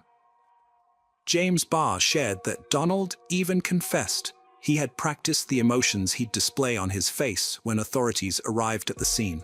He also considered how he would finance his life after losing the stable income provided by Mark, and decided to rely on the sympathy of his relatives for as long as. While they supported him, he planned to engage in sports to improve his physical condition. Ultimately, when left with no other options, he intended to enlist in the police or the army. Reflecting on the feasibility of his plan, Donald concluded it would be easier to kill his mother and stepfather than to confess that he had been deceiving them for almost 5 years. According to a legal document from the Supreme Court of West Virginia, published in April 2016, a month after his arrest in June 2013, Donald was charged with first-degree murder and attempted murder. Even before the trial commenced, Donald and his legal team sought ways to delay proceedings. A few weeks before the scheduled start of hearings, while already in solitary confinement, Donald underwent surgery on his right hand. His lawyers used this surgery as a pretext to request a delay in starting the process, and arguing that during initial sessions, Donald would be under strong painkillers' influence. To decide on this matter, the court first required medical documents of the defendant. Eventually, the request was denied. The court observed that during preliminary hearings, Donald showed no signs of being significantly impaired by painkillers, and thus deemed him competent to participate in the trial, approving its continuation. The trial took place in August 2014, more than a year following Mark's tragic death. The jury trial was presided over by Judge John A. Hutchinson, with David White serving as Donald's attorney and Christine Keller representing Raleigh County Prosecutor's Office. Mark's two sisters, accompanied by one niece, traveled over 15,000 kilometers from Australia to witness the trial of someone they had considered family for nearly 20 years. Although detailed information from witness testimonies or evidence presented is not available, and there is a lack of photos and videos, it is known that the defense intended to state in their opening arguments that Donald was under illegal drugs influence at the time of the crime. There is no evidence that this was ever referenced before or confirmed through any toxicological tests. Just a few days after the initial, specifically on August 14, 2014, Donald Dunn was found guilty of the first degree of his stepfather, Mark McDermott. He was also convicted of attempting to murder his mother, Joanna McDermott, and using a firearm in the commission of these crimes. On September 5th of the same year, Judge John Hutchinson sentenced Donald to life imprisonment without the possibility of parole for his stepfather's murder, and an additional 15 years for attempting to murder his mother. After the sentence was announced, Joanna read an emotional letter she had prepared for the court. In her statement, Donald's mother mentioned that something bad had happened at some point in her son's life, possibly after his grandparents' illness, or due to the pressure she applied for him to study at the university.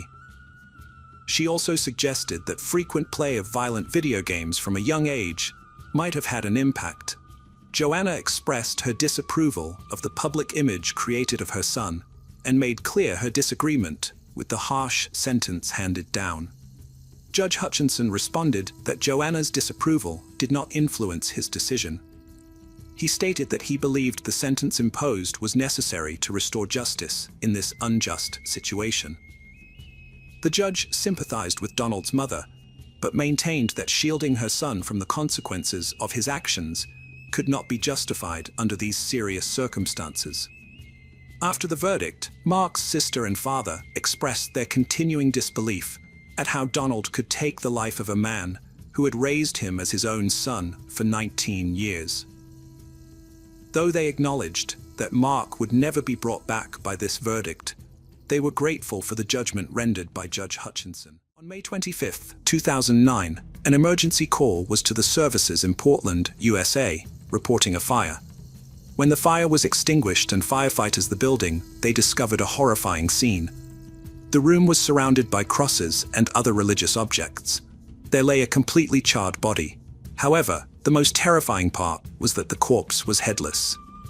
Zoe Saraki was born on March 25, 1991, in Portland, located in Cumberland County, Maine, in the northwestern United States. She grew up with her loving parents John and Linda Saraki, her older brother Gregory, and two half-sisters from her father's side. Zoe always maintained good relationships with them. John Saraki was a builder, and thanks to his job, he supported the family well. From an early age, Zoe was surrounded by creative stimuli and showed a strong inclination towards art. She also loved animals and had 5 cats at home. As Zoe grew older, she became increasingly restless and curious. The idea of traveling and experiencing other cultures fascinated her. She also started following a vegan diet, consuming only vegetables while avoiding meat and animal products. This lifestyle included an ecological culture of protecting animals, the environment, and health. In 2005, Zoe started attending high school, where she had a large group of friends who described her as a happy, joyful, and positive girl. In 2008, on her 17th birthday, Zoe surprised everyone with a decision that her parents did not like. She dropped out of school. Ken Coonan, the principal of the school Zoe attended, said that the girl refused to talk and discuss why she did not want to finish her junior year. Ken remembered Zoe as very nice, and according to him, her classmates spoke highly of her. He added that she interacted a lot with other energetic and creative young people like herself. A few months after Zoe dropped out of school, she began working at a local bakery and coffee shop named Bagel Works. On March 25, 2009, her 18th birthday, she eagerly awaited getting a tattoo on one of her arms. Zoe had always admired the Austrian artist Gustav Klimt's work, and when it came time to choose a tattoo design, she was inspired by his artistry. Little did she know that this decision, intended to mark her transition into adulthood, would introduce her to someone who would profoundly impact her future. Zoe knew exactly what she wanted on her arm, so she headed to a tattoo parlor in the Old Port area. There she met Chad Gurney, a 27-year-old tattoo artist. They seemed to connect instantly. A few days after their initial meeting, Zoe agreed to be Chad's girlfriend. The 9-year age difference didn't bother her at all. Chad was indeed a distinctive individual. He attended high school in Wells, Maine, where he made a name for himself as a lacrosse goalie, a sport involving two teams using small rubber balls and long-handled sticks. After high school, Chad moved to Lynchburg, Virginia, to study at Liberty University. This institution is well known for being led by the famous evangelist, Pastor Jerry Falwell. Chad's body was adorned with numerous tattoos, each telling its own story. His skin featured dozens of drawings, most depicting aliens. One particularly striking piece was a gray-toned crocodile. In the realm of tattoos, alien imagery can signify two things: a belief in extraterrestrial beings, or a reflection of the wearer's sense of individuality, indicating they don't fit into this world but are unique and original. The reptile tattoo symbolized danger and hostility, a predator best avoided. In addition to his love for tattoos, Chad was also passionate about underground and alternative dance forms known as hardcore dance. This genre involves intense and sometimes aggressive movements, but requires complete bodily control. It's not about self-harm, it's about releasing energy through various physical expressions like lunges, jumps, and acrobatic stunts that few dare to try. Those who knew Chad mentioned his struggle with recovering from a severe car accident 4 years prior, before his move to Portland in 2005. His resilience painted him as both intriguing and complex, a man marked by his past, yet continuously moving forward towards new experiences. Chad suffered significant injuries in Alabama when the Liberty team was on their way to lacrosse game.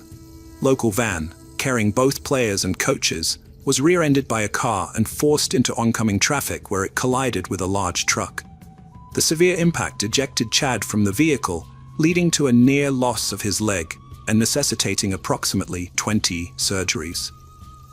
Due to a strong head injury, Chad underwent psychiatric evaluation, which revealed he had cognitive impairments affecting his speech, memory, and mathematical thinking.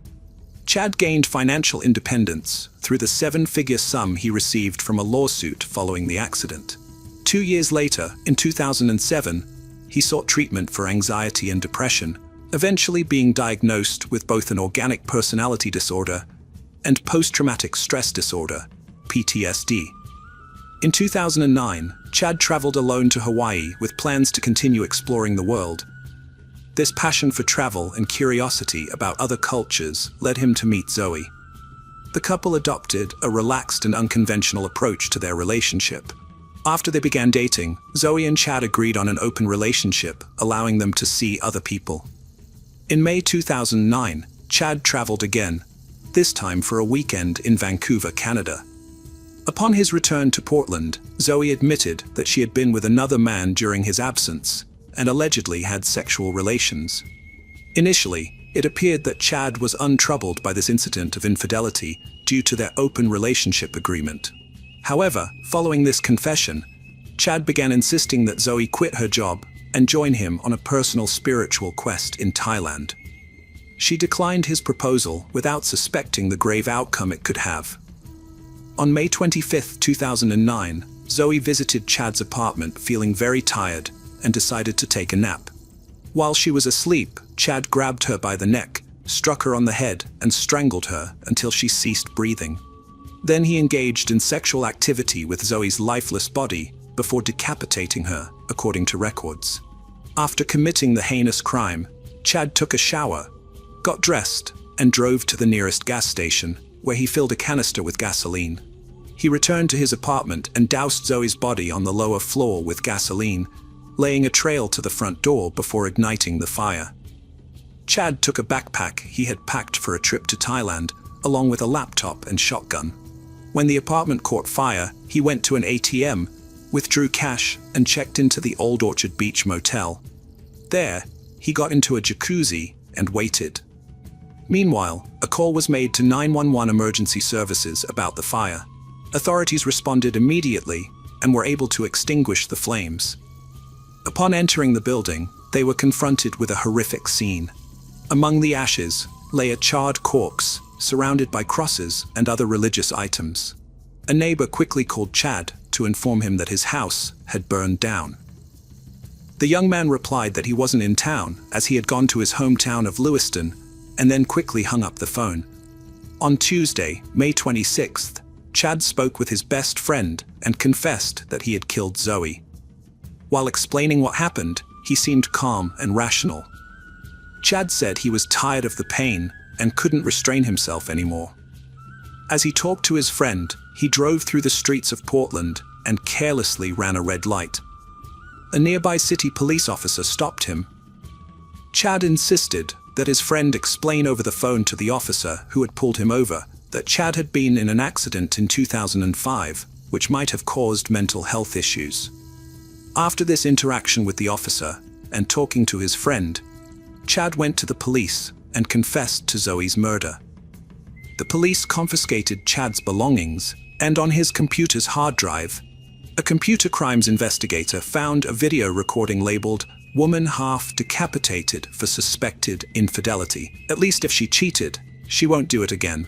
This evidence was later admitted in court on Wednesday, May 27th. At the high school where Zoe had studied, her memory was honored with a moment of silence during classes. Teachers and students were informed about the incident during lunch. That same day, a room was set up in the school where social workers and counselors were available for grieving students. After some time, Christine Koo, Zoe's stepsister, made the first statement on behalf of the family. She told local media journalists that she wanted the public to know this was an unusual murder because Chad had committed many evil acts. According to Christine, detectives told her that in a rage, Chad had attacked Zoe, sexually violated her body, and set it on fire. Then he calmly went to a motel and got into a jacuzzi. A week after Zoe's murder, on Tuesday, June 2, 2009, a vigil was held in front of the apartment building where Chad had lived. It was a moment of consolation for Zoe's friends and family. Many strangers shocked and outraged by the brutal crime also attended.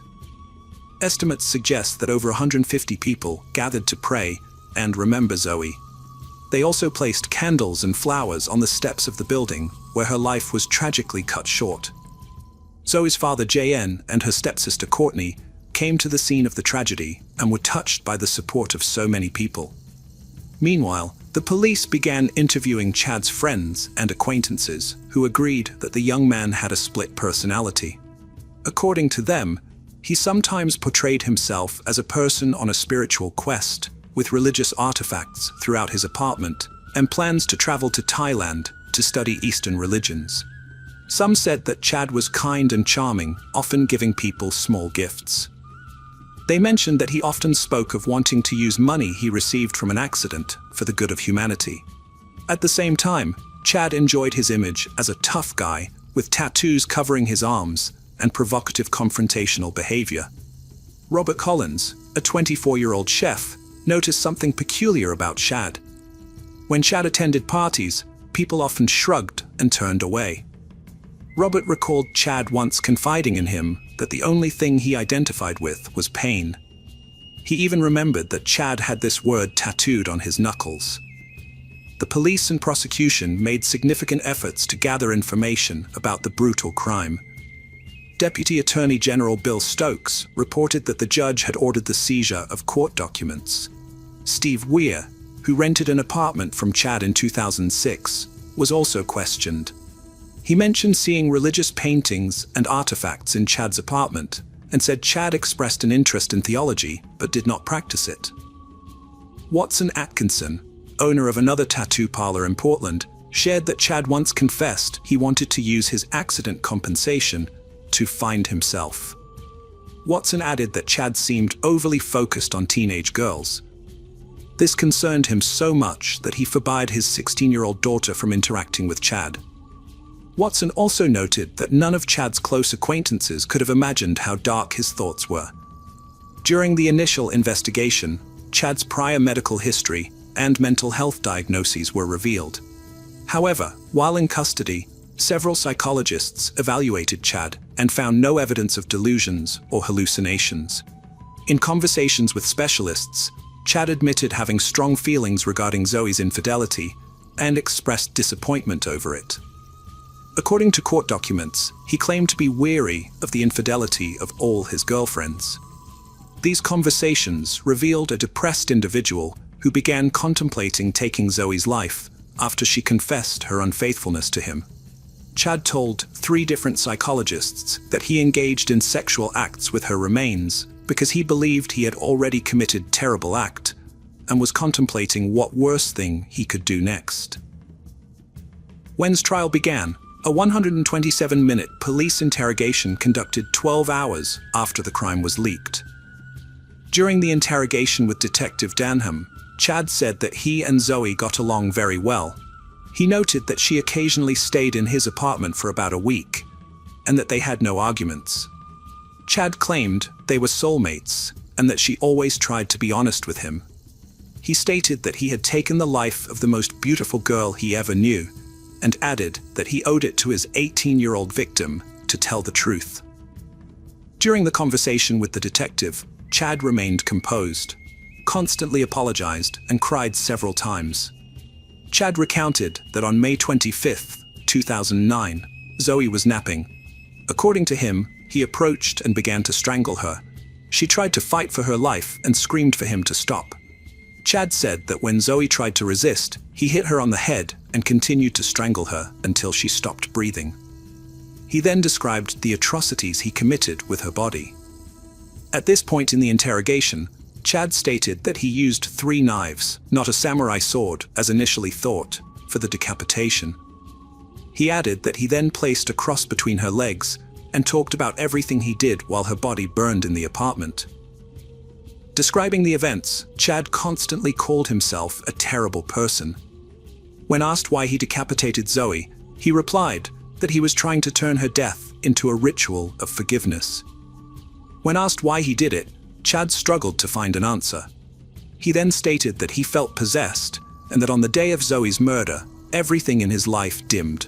He explained that for several hours, he became a wild, primitive beast in his basic instincts, and that's why he committed such a monstrous act. This interrogation became an important piece of evidence presented in Cumberland County Supreme Court during the initial hearings. Prosecutors played the entire 2.5-hour recording for Judge Roland Cole.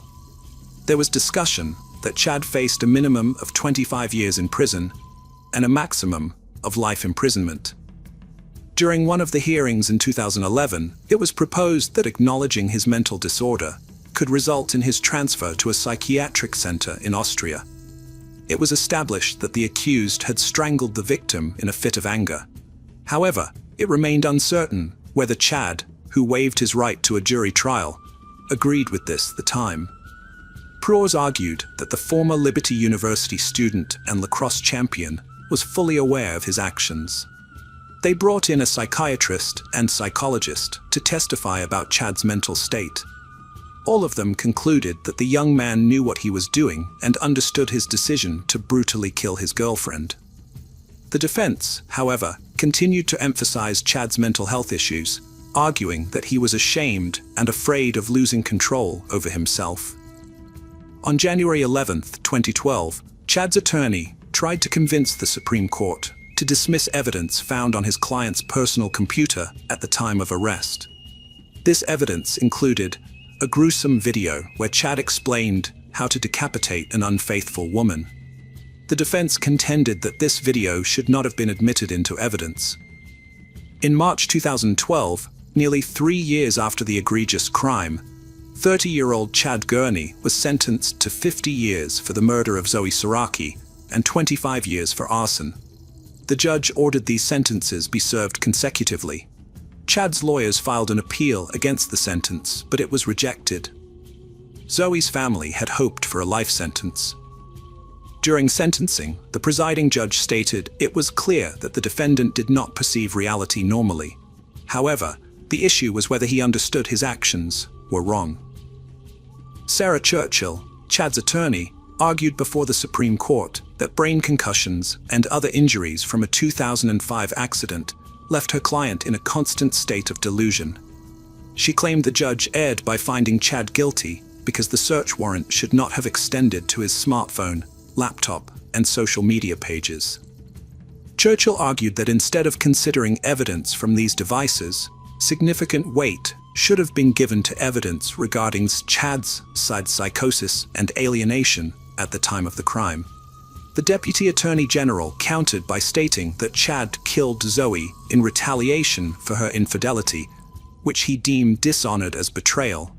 The deputy noted that no information from social networks was used against Chad and concluded there was overwhelming evidence proving he knew what he did during the crime.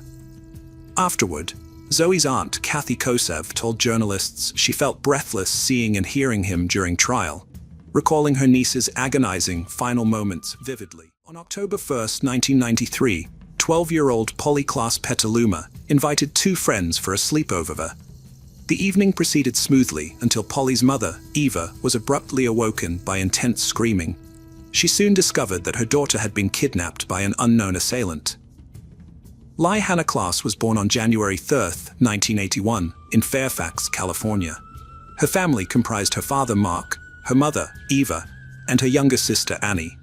When she was very young, her parents separated. Following the separation, Polly and her sister went to live with their mother in Petaluma. Mark subsequently entered a new relationship, and Polly developed a positive relationship with his partner. This arrangement created a harmonious family dynamic, where Polly spent time with both parents without any issues. Polly is often described as a quiet and innocent child. Although she had friends, she was generally shy. However, she found confidence in theater. Polly participated actively in school plays and various musicals organized by her community. Frequently cast in lead roles, her primary aspiration was to become a successful actress in musical theater. Furthermore, Polly had a fondness for sleepovers. She enjoyed having friends over and visiting friends' homes for such gatherings, a regular activity within her social circle. On October 1st of that year, when she asked Eva if 2 friends, Jillian and Kate, could come over for a sleepover, her mother readily agreed. That afternoon, the friends arrived at Polly's house and spent the evening there quite contentedly initially. At around 9:45 p.m., Eva decided to go to bed due to a severe headache. Informing the girls of this decision and asking them not to hesitate waking her if necessary, she took 2 sleeping pills and fell into deep sleep shortly thereafter. It was past 11 p.m. when Eva was startled awake by the screams of her daughter's friends. Both girls informed her that a man had broken into the house and taken Polly.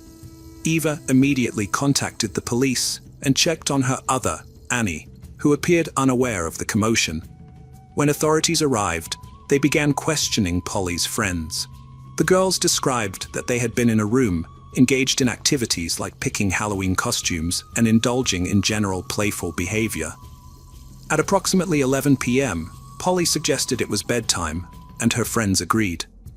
She mentioned fetching an inflatable bed she prepared with her mom so they could all sleep together. Upon opening the bedroom door, they were confronted by a man brandishing a knife. The man did not conceal his face with a mask. Initially, due to the proximity to Halloween, the girls mistook this for a prank and laughed. Realizing it wasn't a joke, they became frightened as the man grew angry at their laughter. He forced them into another room and tied their hands and feet. Inquiring who resided in the house, they all identified Polly as the inhabitant. The intruder then removed pillowcases from nearby pillows, placed them over Jillian and Kate's heads, instructing them to count to 1,000. He assured them he was taking Polly for a brief period, but would bring her back soon. After determining that their captor had left, Gillian and Kate attempted to free themselves. This effort lasted around 30 minutes. Once free, they rushed to inform Eva about Polly's abduction. They relayed this entire sequence to the police and provided a detailed description of the suspect, since he didn't hide his face. This enabled officers to create a sketch of the individual for immediate investigation. Evidence at Polly's residence was sparse. Footprints noted were from Polly, her family, and recent visitors only. However, fibers found on the carpet differed significantly from those within Polly's home. These fibers were later identified as originating from automotive carpeting material. Police examined vehicles associated with individuals known to be at the house recently, yet found no match with these fibers, leading them to conclude that they belonged to the kidnapper's vehicle. A palm print was also discovered, but couldn't be thoroughly analyzed due to technological limitations at that time. This detailed account provided critical insight for law enforcement's pursuit of justice in identifying and apprehending Polly's abductor. Back in 1993, advancements in fingerprinting, DNA analysis, and other forensic techniques were not what they are today. As a result, the found palm print with any database was not feasible at that time. However, the print was preserved for future comparisons with potential suspects. In Polly's room, another piece of evidence, a fabric that seemed to be silk, was discovered. It looked like it had been cut scissors from a garment and had a distinctive pattern scheme. Police believed this could aid them in future investigations. Additionally, a hair belonging to an unknown individual was found. Although DNA analysis techniques existed then, they were not yet developed enough to be effectively utilized. The search for Polly became one of the largest searches conducted in the United States up to that point. Around 4,000 volunteers joined the efforts, combing through neighborhoods near her home, vacant lots and large estates in the vicinity. Police attempted to identify drivers who resembled a sketch of the suspect, but were unsuccessful. Officers aimed to find Polly within 24 hours of her disappearance, because finding her alive would become increasingly difficult after that period. The FBI was involved to assist with the investigation, launching their efforts to locate her as quickly as possible. Despite their best efforts, days went by, and hope of finding Polly alive started to wane. Police questioned neighbors about any unusual activity on the night Polly was abducted. Several neighbors reported seeing an odd man wandering around the area, but they did not suspect he would kidnap someone from a neighbor's house, and thus did not alert emergency services. When police shared a sketch, based on descriptions from Polly's friends with these neighbors, they all confirmed having seen the man. Officers also spoke with all the teachers and staff at Polly's school. They aimed to find out if anyone knew the man or had any information regarding Polly's disappearance. Alas, no one had any knowledge, and everyone had an alibi for the relevant time period. None of the school staff matched either the sketch or the description provided. The police even compared fibers found in Polly's house with car mats from teachers' and staff members' cars, but none were a match. As days turned into weeks, the desperation of Polly's family, authorities, and the public increased. There was a growing fear that the man who kidnapped Polly posed a significant threat to society. This added more pressure on the police to resolve the case swiftly. A reward of $200,000 was offered for information leading to Polly's whereabouts, sponsored by actress Winona Ryder, who held a press conference urging for Polly's safe return. The Polly Klaas case had another peculiarity. In 1993, internet use wasn't widespread nor utilized by law enforcement for search operations or information dissemination. However, 3 California residents took it upon themselves to leverage this new technology for the search effort. They posted pictures of Polly, sketches of her kidnapper, and reward details online. Their efforts eventually reached an estimated 25 million people in the US via various internet forums and communication channels. While the FBI hoped this would be pivotal in their investigation, it didn't yield significant leads. Despite heightened publicity and numerous tips, investigators lacked solid leads. Weeks elapsed since Polly's kidnapping. Frustration grew among investigators as they were unable to identify the kidnapper or obtain a DNA match from evidence collected. This sense of helplessness persisted until receiving an unexpected phone call, a turning point that held promise but quickly evaporated into uncertainty. Mark Klaas received a call from someone claiming to be his daughter Polly. The girl stated she was at a hotel and that her captor had just stepped out briefly, giving her a chance to reach out. Unfortunately, the call was abruptly cut short before any additional details could be gathered. Mark promptly went to the police to inform them about the situation. At that time, the FBI lacked advanced tools to trace previously made calls. Consequently, they waited for another call, hoping to trace it. A few hours later, a second call came in from the same girl who had first spoken to Mark.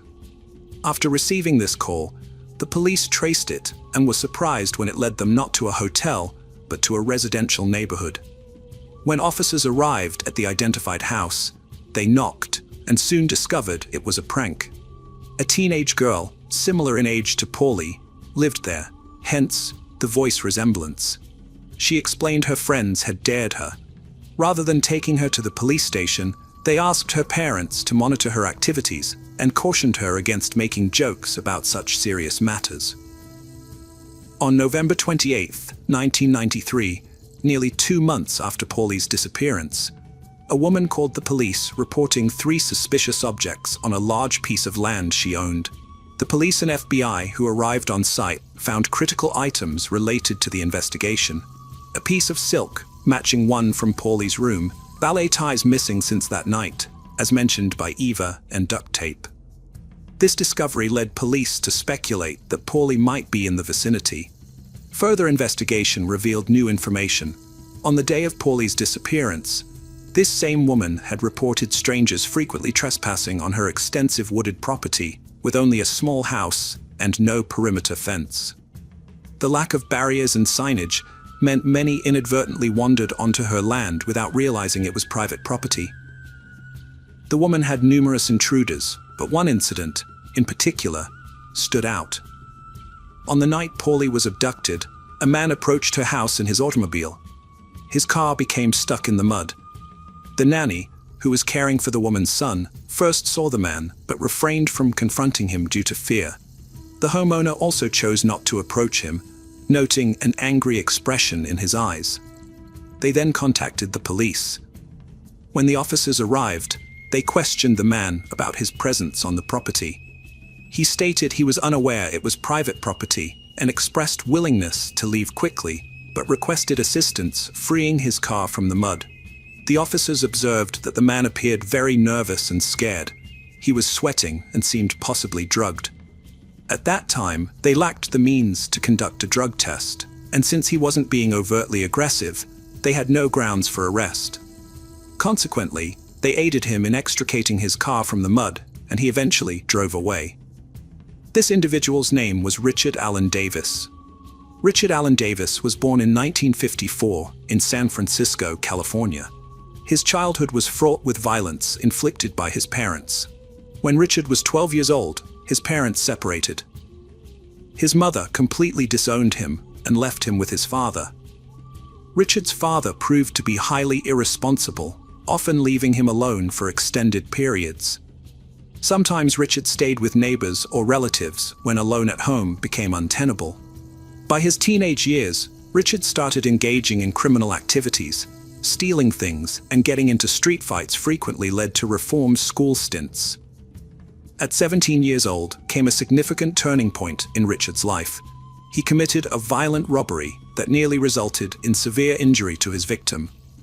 Faced with 2 options by the court, reform school or joining the U.S. Army, Richard opted for military service, but lasted less than 2 years before receiving a dishonorable discharge due to continued misconduct and poor behavior.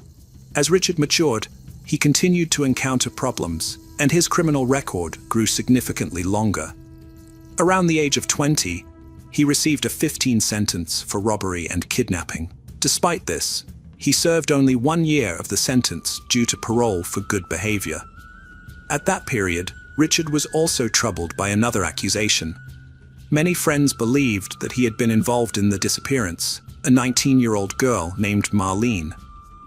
Although the police concluded that she had left voluntarily, her close friends were convinced Richard had a role in her disappearance after they attended a party together. These accusations remained unproven and were largely based on rumors. When Paulie disappeared, Richard was on probation and did not have a specific address. In response, the police issued a special bulletin exclusively for officers, urging them to exercise extreme caution. They withheld information from the media to prevent Richard from potentially fleeing California or even leaving the country. Ultimately, on November 13, 1993, Richard was arrested while driving under the influence of alcohol, following a routine traffic stop by an officer. He failed a breathalyzer test. Upon inspection of his identity and photograph, the officer quickly realized that this was the individual linked to the Polly Klaas kidnapping case. Proceeding with care, the officer informed Richard that he was being arrested for violating his probation due to drunk driving. Without resistance, Richard agreed and was taken into custody. Once at the police station, officers read him his rights and disclosed that he was actually being detained for Polly Klaas's kidnapping. During an extensive interrogation session, Richard eventually admitted to abducting Polly. The police speculated that his confession might have been made under duress. Evidence collected included his palm print, which matched one found at Polly's house perfectly. Carpet fibers from Polly's house were identical to those in his car's carpet as well. Polly's friends were brought in for questioning at the police station, where they unequivocally identified Richard as her abductor, stripling closure to their distressful ordeal. Another piece of silk, identical to the one found in the girl's room, was also discovered in his car and on the property of the woman who had contacted the police. Everything was against him, so he finally decided to confess. He mentioned that he had been using illegal substances with friends that day and was not feeling well. He made the decision to break into a house in a certain neighborhood to commit a burglary. Richard drove around for some time before arriving in Polly's neighborhood. He noticed an open window in a house and decided to climb in. According to him, he did not plan anything, never saw Polly, never saw her family, nor followed them. Once inside the house, he looked for valuables, but found few items of interest. Just as he was about to leave, Polly opened the bedroom door and saw him.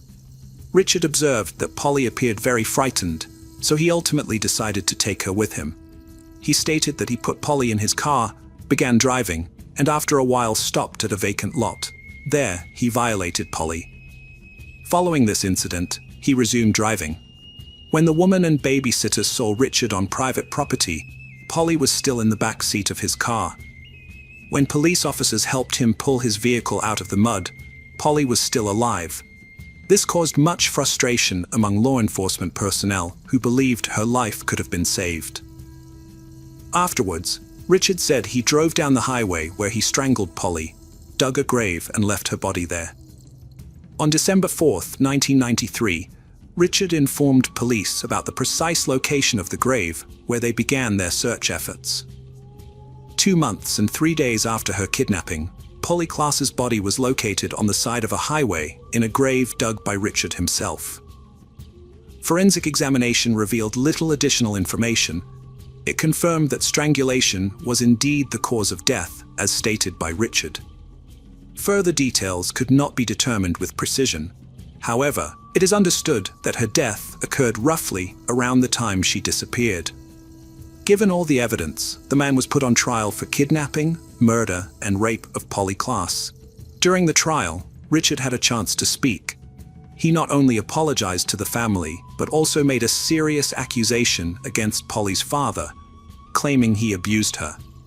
Richard stated that she said to him, "Don't do to me what my father does to me." This caused Polly's father to yell and almost stand up to hit him, though he was restrained by others. The defendant's words shocked everyone present. Not just because of his accusation and lack of genuine apology, but also because no one believed Polly's father had done such things. Although it wasn't proven, Polly's former partner even defended him. On June 18, 1996, Richard was found guilty of Polly Klaas's kidnapping and murder. In August of that year, he received a death sentence.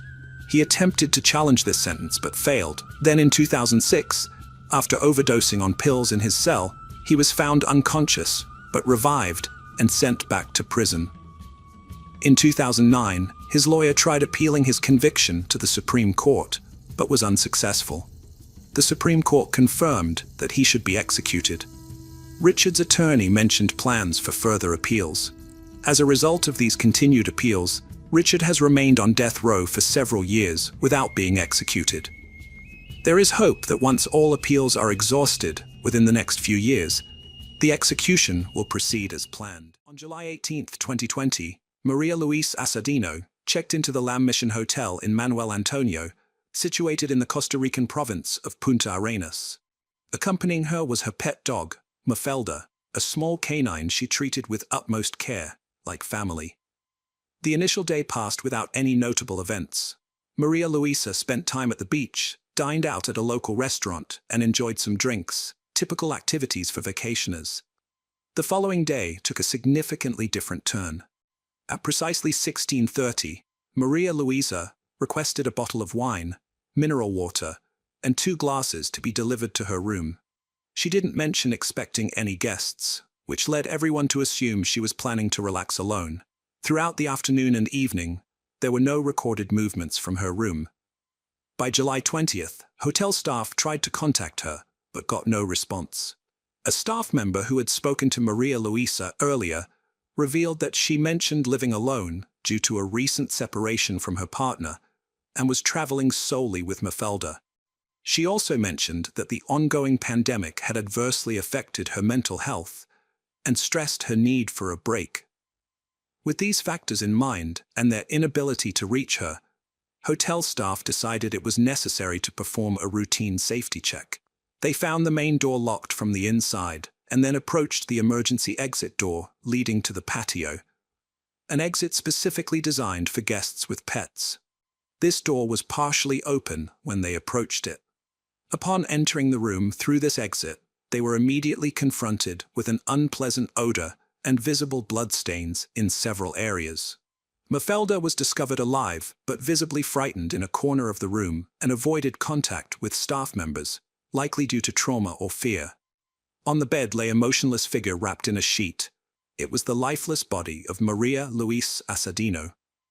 Maria Luisa Assadino was a respected anesthesiologist, highly esteemed in her field.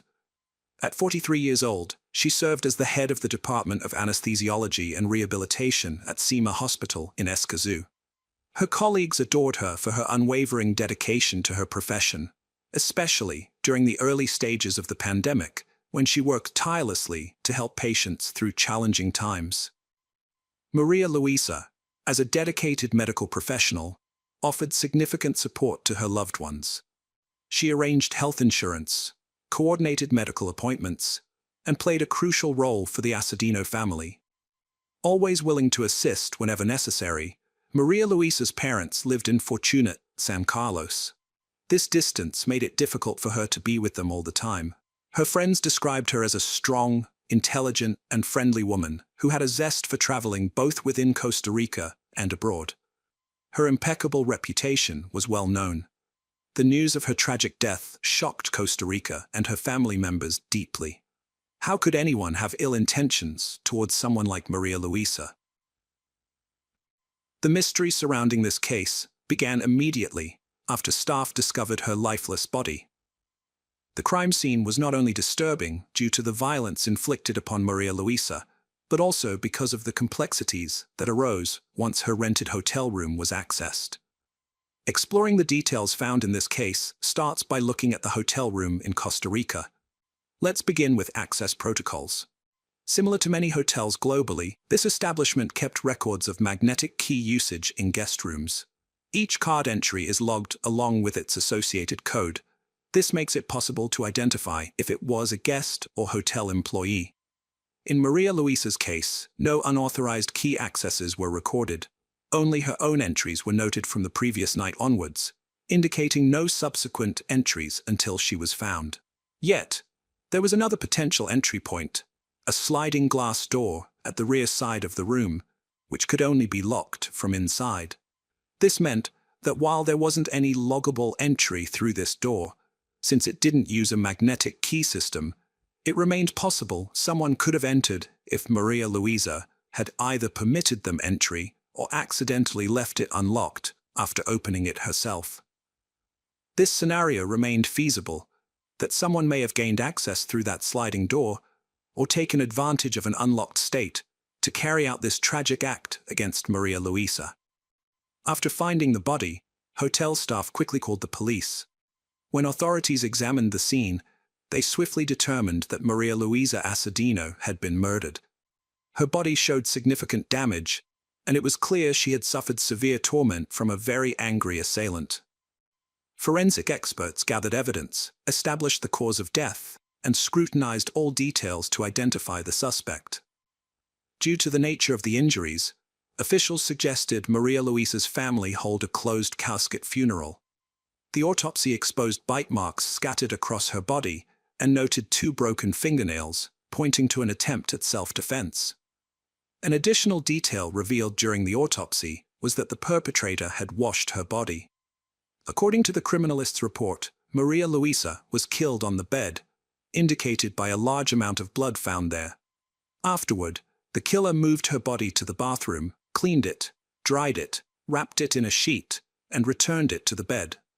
Despite attempts to remove evidence, blood traces were abundant, covering floors, walls, curtains, and bed linens, highlighting the brutality of the attack. Experts took numerous photographs and collected every piece of physical evidence before proceeding with a thorough autopsy. The police started questioning hotel staff and guests to gather more clues.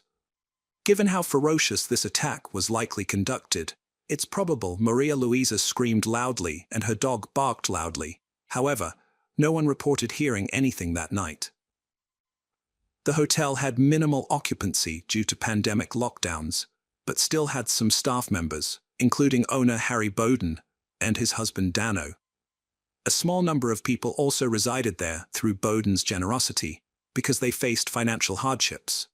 In Maria Luisa's room were a bottle of wine and 2 glasses. Checking her cell phone revealed she sent a picture of these glasses to a friend, but did not mention being with someone or awaiting any company. In a voice message sent to a friend, Maria Luisa expressed her appreciation for the hotel, highlighting how well both she and her dog, Mafelda, were treated. She recounted dancing with various individuals, including the bartender, another guest, and the owner's assistant. Despite acknowledging the hotel's somewhat run-down condition and understaffed situation, she still had a fondness for it. Friends and relatives observed that Maria Luisa often ordered 2 glasses when by herself, one for alcohol and another for water, indicating she likely wasn't expecting company. This observation led to the hypothesis that the attacker was someone who had seen Maria Luisa at the hotel and noticed an open back door before attacking her. However, the extreme brutality involved in the attack suggested a deeper personal animosity.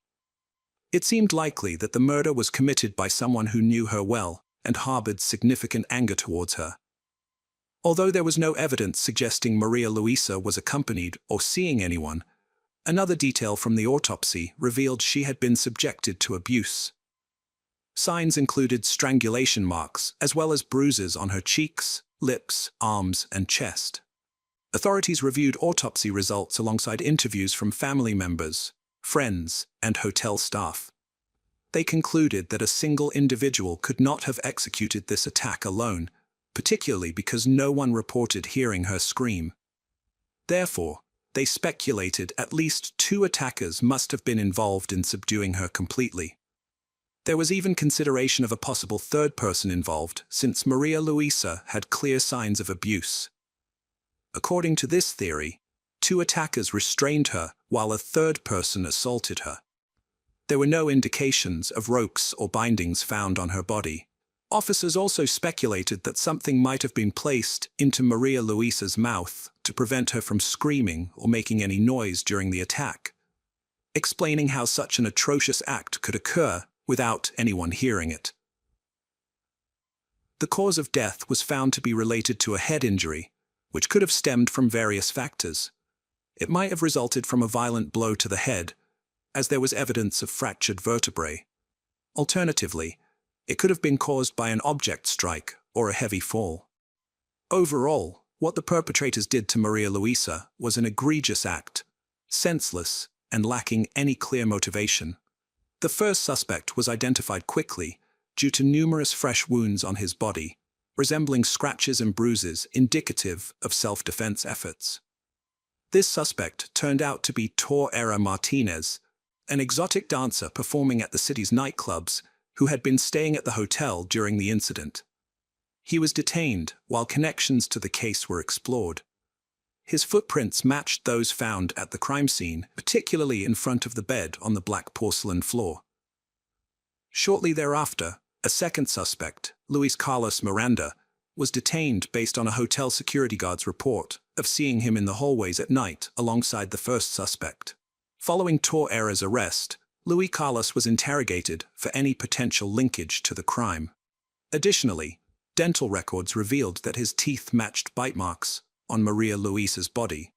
Testimonies from hotel staff noted that Maria Luisa had casual interactions with both Luis Carlos and Herrera, not as friends or acquaintances, but merely exchanging greetings in passing. This may have occurred because there were only a few guests in the hotel at that time, leading them to encounter each other multiple times. Previously, it was noted that the hotel owner helped two friends by allowing them to stay on his property due to their financial struggles and the ongoing pandemic. These friends were Luis Carlos and Teodra Herrera. Given the matching footprints and bite marks found at the scene, police reasonably decided to question Harry Barton, who owned the hotel. During the inquiry, Harry disclosed that on the night of July 19, 2020, he and his husband were dining with Luis Carlos and Teodra Herrera in their apartment, situated within the hotel premises. After dinner, all four men proceeded to a private pool area. Harry further revealed that Luis Carlos managed the hotel's website and marketing tasks, while Herrera worked as a cook and bartender in exchange for their accommodation. Initially, the relationship among the four was distant. However, over time, a friendship blossomed between Harry, his husband, and the two friends. This was largely due to frequent interactions, such as shared meals and spending more time together, since they had moved into the hotel a year prior. Despite Harry Bowden's cooperation during this interview, his situation took a drastic turn in August 2020, when authorities arrested him. This action followed dental records confirming that 2 bite marks on the victim's body matched his teeth. This revelation brought further truths to light. Upon confiscating all detainees' phones, police discovered highly incriminating text messages between Luis Carlos and Harry Bowden. These texts showed Luis inviting Harry for intimate activities involving observing another woman, a correspondence occurring just days before the incident.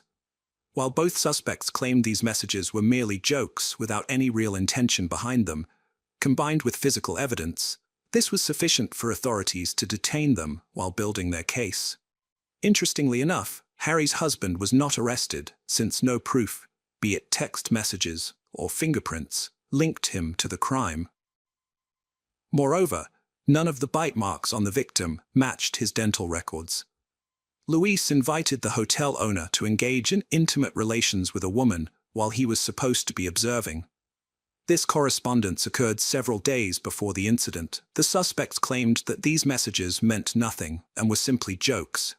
However, together with physical evidence, this justified keeping them in custody while building the case. The only one who wasn't arrested was Harry's husband due to lack of evidence. No text messages or fingerprints. And importantly, the bite marks did not match those found on the victim's body.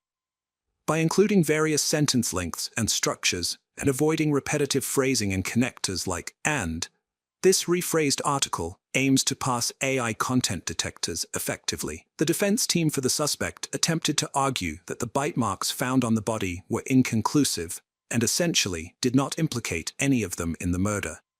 Despite this argument, the three men were charged with thing easy of Maria Luis Asigno.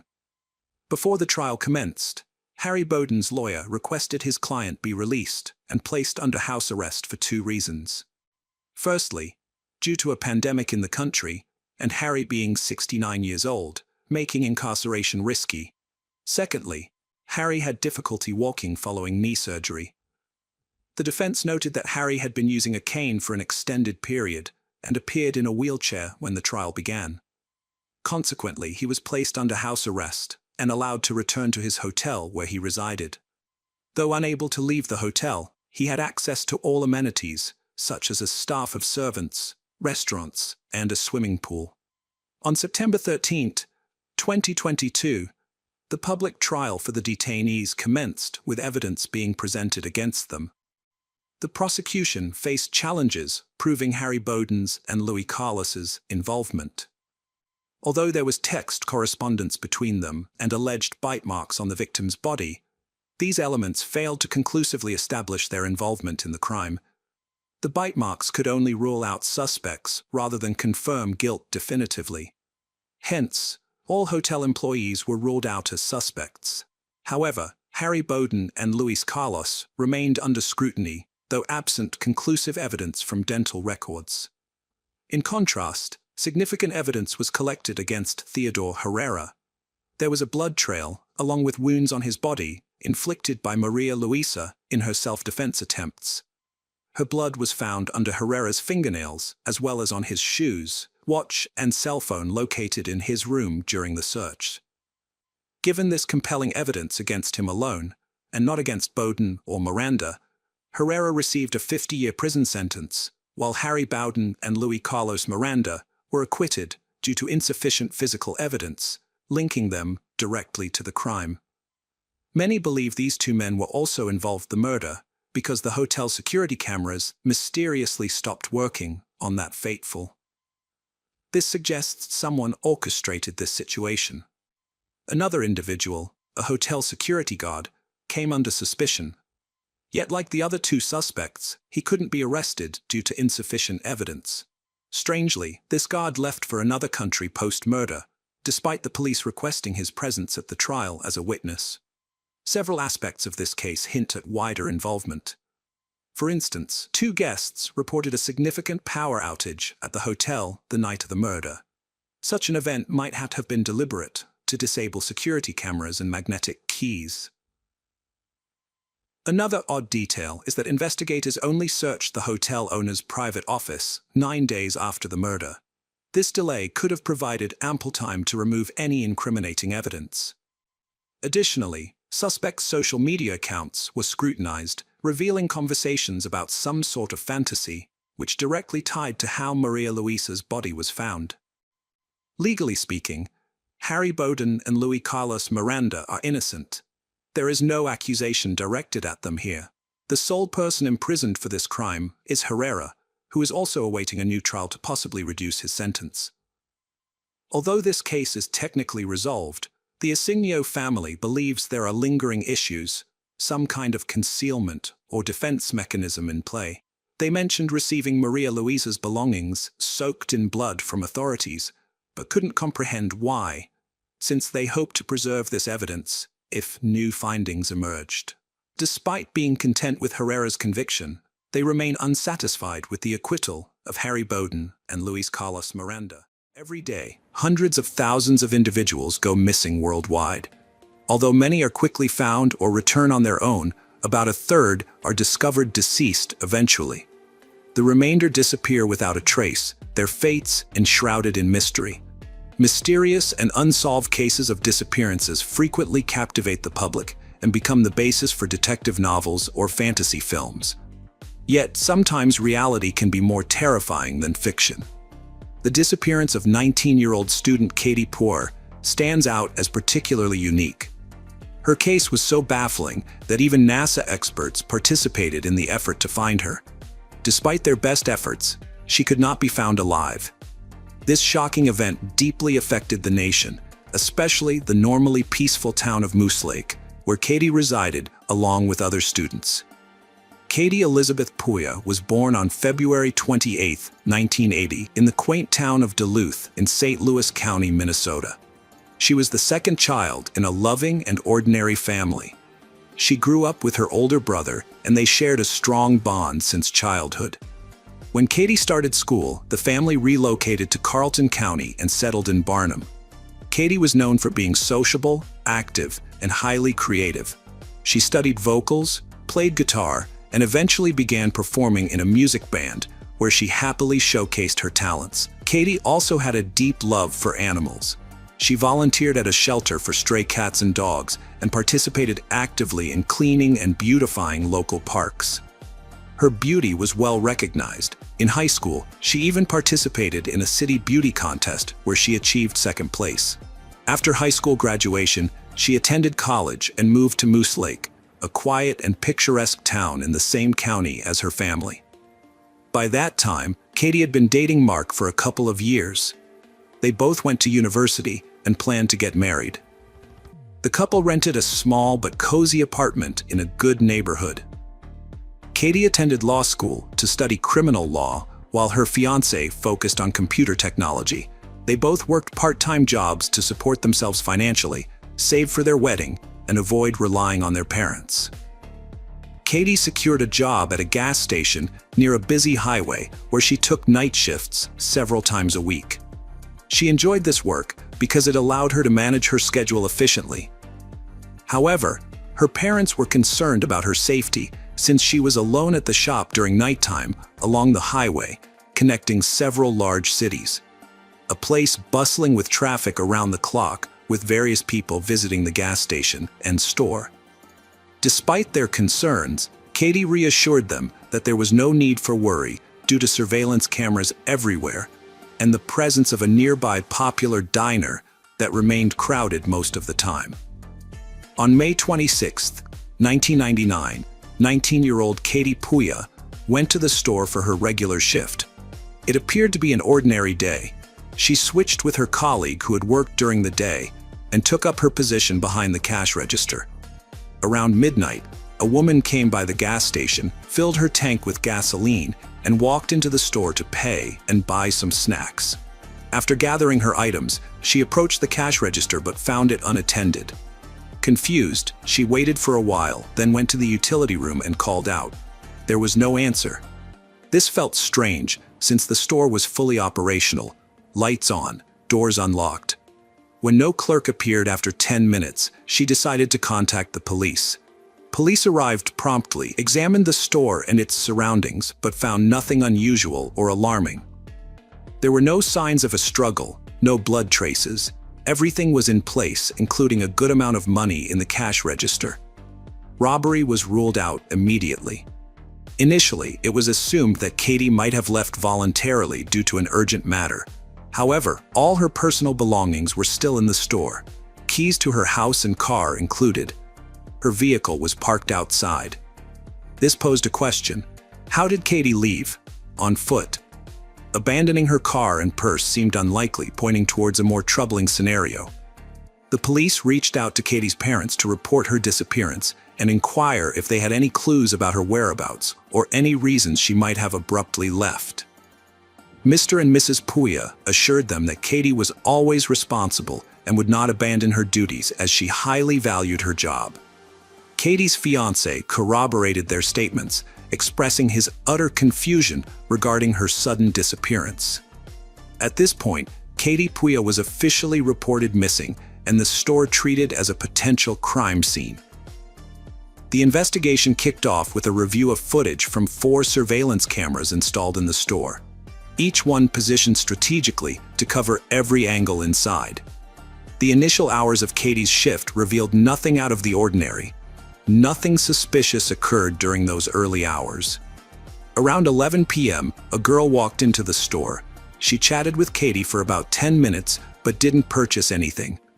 From their conversation, it was clear that she was either an acquaintance or friend of the missing student.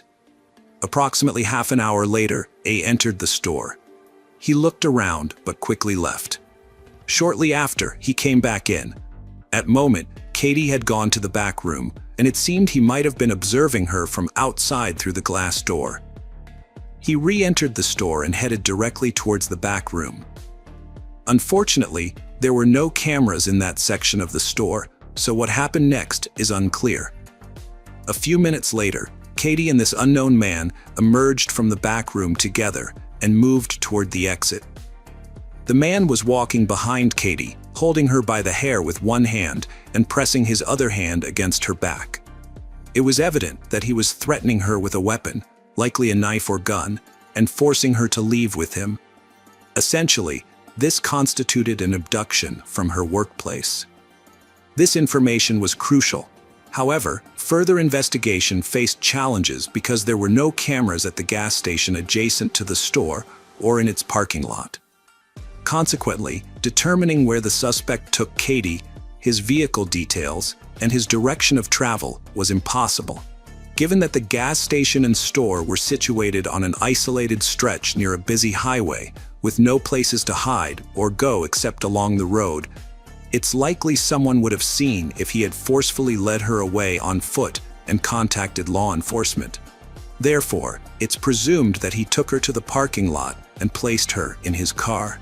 Another problem arose from the poor quality of the video footage from existing cameras. It was 1999 after all, and having any cameras at all back then was quite fortunate. The videos were grainy, black and white images that rendered identifying features unclear, making it difficult to create a facial composite swiftly. Law enforcement and volunteers who joined the search scoured several miles around the gas station and store looking for possible clues, but found nothing conclusive. Investigators also interviewed Melinda, the sole witness who spoke with Katie shortly before she vanished.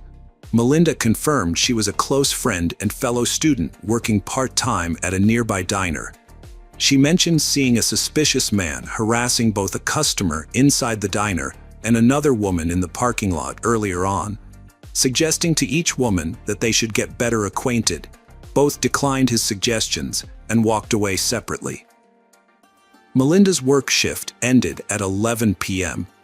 As she locked the door and prepared to go home, a man showed up again. He approached, asking if the restaurant was closing and what time it would open in the morning.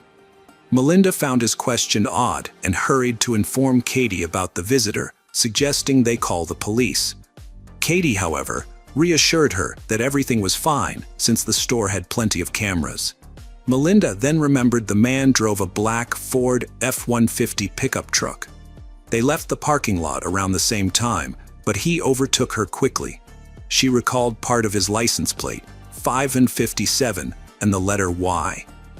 This was an important clue, but in the late 90s, without a national electronic database, locating the vehicle took time. Both Melinda and another witness at a gas station provided only rough descriptions of the suspect. Given it was dark outside, they couldn't get a clear look at him. They described him as a white male with long blonde hair, aged between 35 and 40. He spoke without an accent and wore a baseball cap that partially hid his face. The surveillance videos were not much help either due to low resolution. For the first time, police sought help from NASA specialists to enhance image quality and reveal more details of the suspect's face. Using advanced technology meant for astronomical purposes, they reconstructed a clearer image of him. The task was complicated, strange angles, as he never looked directly at any camera in the footage. Still, authorities were satisfied with the final composite portrait. This portrait was distributed to police stations statewide and frequently shown on news channels. Citizens were urged to stay vigilant and report any sightings of individuals matching this description or driving a similar vehicle. Soon after, police began receiving dozens of calls daily, though most turned out to be false leads. About a couple of days later, authorities detained a 25-year-old man who bore a strong resemblance to the individual the composite portrait. Additionally, he had a prior criminal record for robbery and harassment. However, he was soon released due to a notable distinguishing feature, a large tattoo covering his entire arm, which the suspect in the video did not have. An important detail was that the man who escorted Katie out of the store wore a Yankee baseball team t-shirt with the number 23. According to Melinda, when the suspect approached her in the parking lot, he was dressed differently. Yet, upon reviewing the surveillance footage, she had no doubt it was him. A week later, a call came from Minneapolis. A worried man reported that the person in the portrait looked like his neighbor, who worked as a cleaner and drove a similar car. A couple of weeks ago, right around the time of the girl's abduction, this neighbor unexpectedly cut his long blonde hair and began growing a beard. This suspect turned out to be 50-year-old Donald Hutchinson. It was discovered that he had recently quit his job without any apparent reason, which raised suspicions. On the day of Katie's disappearance and the following day, he didn't go to work because he reported not feeling well. Former colleagues confirmed that he drove a black Ford F-150 with a license plate matching what police were looking for. Donald Aubin Hutchinson's real name is Donald Allen Blom. He was born in Minnesota in 1949 and grew up in a dysfunctional family where his father was an alcoholic who abused both him and his mother. As a teenager, Donald himself started drinking and displayed uncontrollable aggressive behavior that troubled everyone around him. Consequently, he was transferred to a special school for difficult children. At age 25, Blom was convicted and imprisoned after kidnapping and assaulting a 14-year-old girl. However, he served only 3 years before being released on parole. Shortly after, he was arrested again for assault and harassment, but received another short sentence. In 1983, Donald was arrested yet again. This time, he had kidnapped 2 teenage girls, taken them to a deserted area, and tied them to a tree. He assaulted one of the girls and strangled the other several times, then revived her, making it a game of life and death. Fortunately, a passerby walking with a dog heard their screams and saved them. Consequently, Blom served 9 years in prison. Upon his release, he changed his name, moved to another city, and avoided police attention for a long time. He got married after his release, and his wife bore him 4 children. On the surface, their family appeared happy. The man secured employment. However, his addiction to alcohol and substances turned him into a menace. His wife and children often suffered from his violence, but occasionally this monster sought other victims. Nobody was aware of Donald's criminal past. He went to great lengths to conceal it by changing his name and identity. He even altered his appearance by growing long hair and a beard that he sometimes shaved off. Initially, the police lacked solid grounds to detain him. They could only question him during their investigation. The suspect owned around 20 acres of land, just 12 miles from the store where Katie was kidnapped. In fact, right after Katie's disappearance, the police had already visited him upon learning about his black pickup truck. Donald claimed that he had sold the vehicle and that its license plate differed from the one they sought. He even provided a document as proof, which later turned out to be fake. Following these findings, the police secured a search warrant for his house and land property. They discovered an unexpected surprise in a large barn where Donald attempted to hide his black Ford F-150 behind old junk and furniture. The license plate matched the one identified by Melinda. With this discovery, Donald's calm facade began to crack. Nonetheless, he continued denying any involvement in Katie's disappearance. Yet even with this significant lead, the pickup truck, there wasn't enough evidence to arrest him at that point. The suspect's license plate was only a partial match, and there were neither witnesses nor video evidence confirming that Katie had been taken in that specific car. Consequently, the police shifted their focus to searching the house, aiming to find traces of the missing girl, or even Katie herself. The interior was spotless. No blood traces, no signs of forcible confinement, and no clues linked to Katie's disappearance were found. However, inspecting the property posed challenges as it spanned over 24 acres and required more than a day's effort, along with significant resources. To address this, National Guard personnel and hundreds of volunteers joined in the search and investigation efforts. The first day yielded no results. By the end of the second day, however, police stumbled upon peculiar ashes, suggesting that something had been burned or cremated over an extended period. Among these ashes were bone fragments, which criminologists meticulously collected and sent to a laboratory for analysis. While most bones were animal remains, parts of a human skeleton were also discovered, including a tooth that warranted closer examination. Experts identified that the bones belonged to a young woman aged between 18 and 23 years old. However, DNA testing faced complications because prolonged exposure to high temperatures had destroyed much of the material. When criminologists from other states joined the investigation, they managed to extract a DNA fragment matching the DNA of the missing girl. Unfortunately, this crucial evidence was deemed only indirect and could not conclusively establish the suspect's guilt. Hence, it became imperative to analyze the tooth found among the ashes to determine if it belonged to Katie. It was revealed that this tooth contained a rare filling made of silicone and zirconium, an innovative dental material. Conversations with Katie's dentist confirmed this unusual filling. He immediately recognized his work since he had used materials obtained from an international dental conference on her just a week before she vanished. Though all collected evidence remained circumstantial collectively, a combination strong enough, it sufficed for law enforcement officials to arrest Donald and detain him until trial proceedings concluded. Thus unfolded developments leading up to his incarceration, pending further proceedings. On June 22, 1999, the man immediately pleaded not guilty, sought legal counsel, and expressed his willingness to cooperate with the investigation, prove his innocence. During a more thorough examination of his belongings, law enforcement discovered multiple firearms for which he lacked permits. Shortly thereafter, Donald began confessing. He admitted to kidnapping Katie from the store, bringing her to his property where he strangled her and subsequently burning her body. However, he denied any coercion related to intimacy with the victim, attributing his inability to do so to the significant amount of alcohol and illegal substances he had consumed.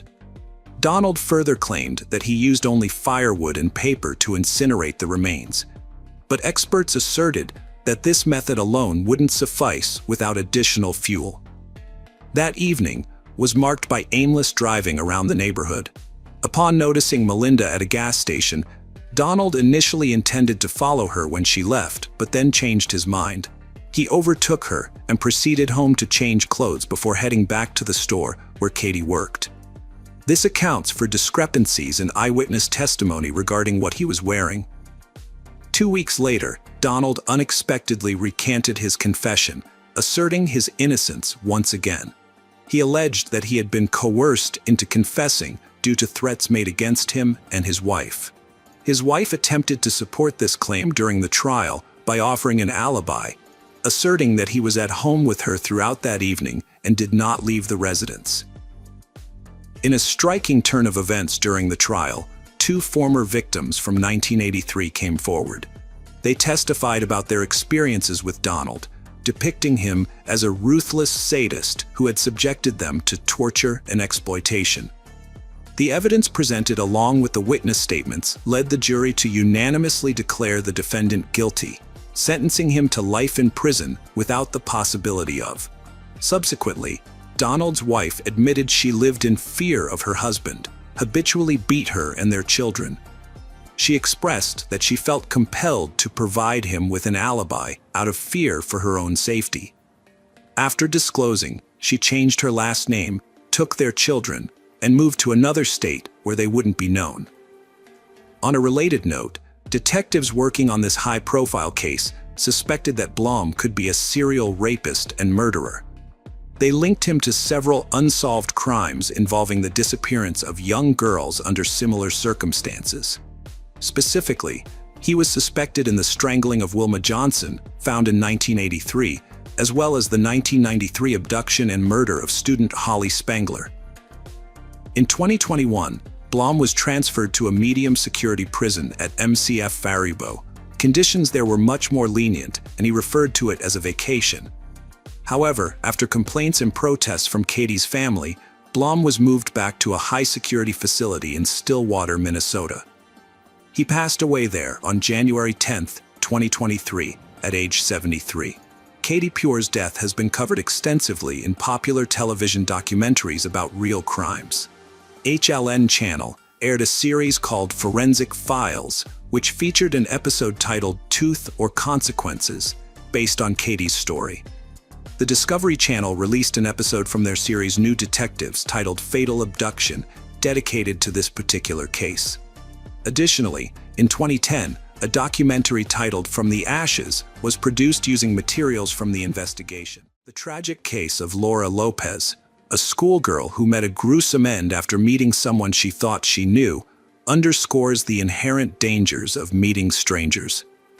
Engaging with unfamiliar individuals always carries risk, especially when the encounter occurs in an environment where the other person has control. It's crucial to think about potential escape routes beforehand, and it is often wise to avoid meeting anyone who seems suspicious. While caution and foresight are commendable in theory, reality often finds people, particularly young women, hoping that nothing harmful will happen to them. Laura Lopez shared this hopeful mindset. She went on a date at night without informing anyone of her plans. Her companion was 10 years her senior, but attended the same school, which led Laura to trust him. Tragically, after that night, she was never seen alive again. 3 days later, local fishermen discovered her dismembered remains, a horrifying and unexpected find. This incident occurred in 2019 and startled Argentina, becoming widely covered by the media. The narrative of a schoolgirl who sneaked out at night, only to be found in pieces, serves as a grim reminder of the perils young individuals face. Marks on her body indicated that she endured severe suffering before succumbing to her fate. Examining how Laura found herself in such perilous circumstances and considering whether this tragedy could have been prevented is vital for understanding and preventing similar future incidents. Laura C.L. Lopez entered the world on September 11, 2001, in Nen Province, situated in the southwestern region of Argentina. She was born much later than her siblings. At her birth, her twin sisters, Damaris and Melissa, were already 18 years old and there had passed the age of 40. Laura's arrival was nothing short of a miracle, and from her first day, her family cherished her deeply. Tragically, when Laura was just 3 years old, her mother succumbed to a long-standing illness. Her father struggled immensely with this loss, descending into profound depression, which led to alcohol abuse. Responsibility for Laura's care fell on her older sister's shoulders. Although still quite young themselves, they had to mature quickly and balance their studies with work and raising their younger sister. In her formative years, Laura exhibited a sociable and engaging personality. She had numerous friends and always managed to connect well with others. Creativity was one of her strengths. She even played the guitar. During high school, she took on part-time work not only to assist her family financially, but also to earn some pocket money for personal expenses. She sold street food and endeavored to save whatever little she could for university. By the time she turned 17, Laura resided with her father and one of her elder sisters, along with her sister's husband and children, in the same household. She frequently looked after her nephews, helping them with homework and ensuring their well-being. Laura harbored aspirations of obtaining a university degree, securing meaningful employment, and one day starting a family of her own. However, Laura's promising life met an abrupt and tragic end under profoundly shocking circumstances that left everyone devastated. On Thursday, September 12, 2019, Laura followed her usual routine. She returned from school and assisted her sister with the nephews.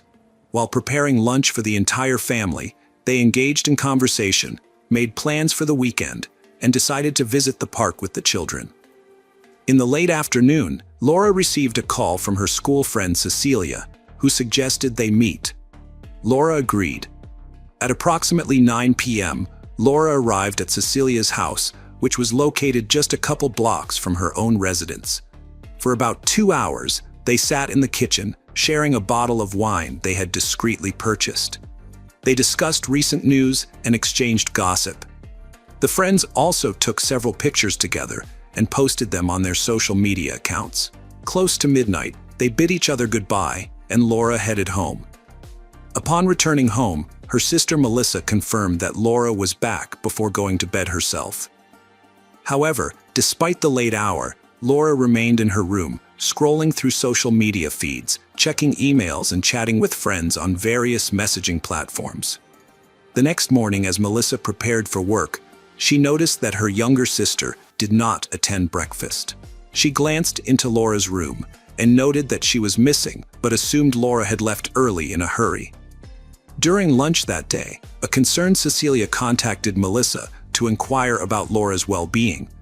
This inquiry puzzled Melissa greatly, and upon learning that Laura did not attend school and her phone was inactive, she became alarmed. As it transpired, nobody had seen Laura since the previous night. Her whereabouts were unknown, and contacting her phone proved impossible. She had returned home after midnight and went to her room, which could only indicate that Laura had left later. The pressing question was, where did she go? There was nothing amiss or alarming in Laura's room. Everything was in its usual place. Only a small tote bag was absent, which she likely took with her. Her phone, an item she always had with her, was also missing. Her last activity on social media was recorded at 3 a.m. Melissa promptly contacted Damaris and relayed all the details. Subsequently, the sisters headed to the police station together to report her as missing. Despite the women's evident concern, the police did not regard the situation with urgency. It appeared that Laura may have left home voluntarily during the night. According to the police assessment, there were no indications of immediate danger to her well-being. Official efforts to locate Laura would commence only if she failed to return within a day. Determined not to squander precious time, the sisters chose to initiate their own search efforts immediately. They reached out to Laura's friends and acquaintances in an attempt to gather any information regarding her possible location. Additionally, they disseminated information about Laura on social media platforms and appealed for public assistance in both searching for her and distributing notices.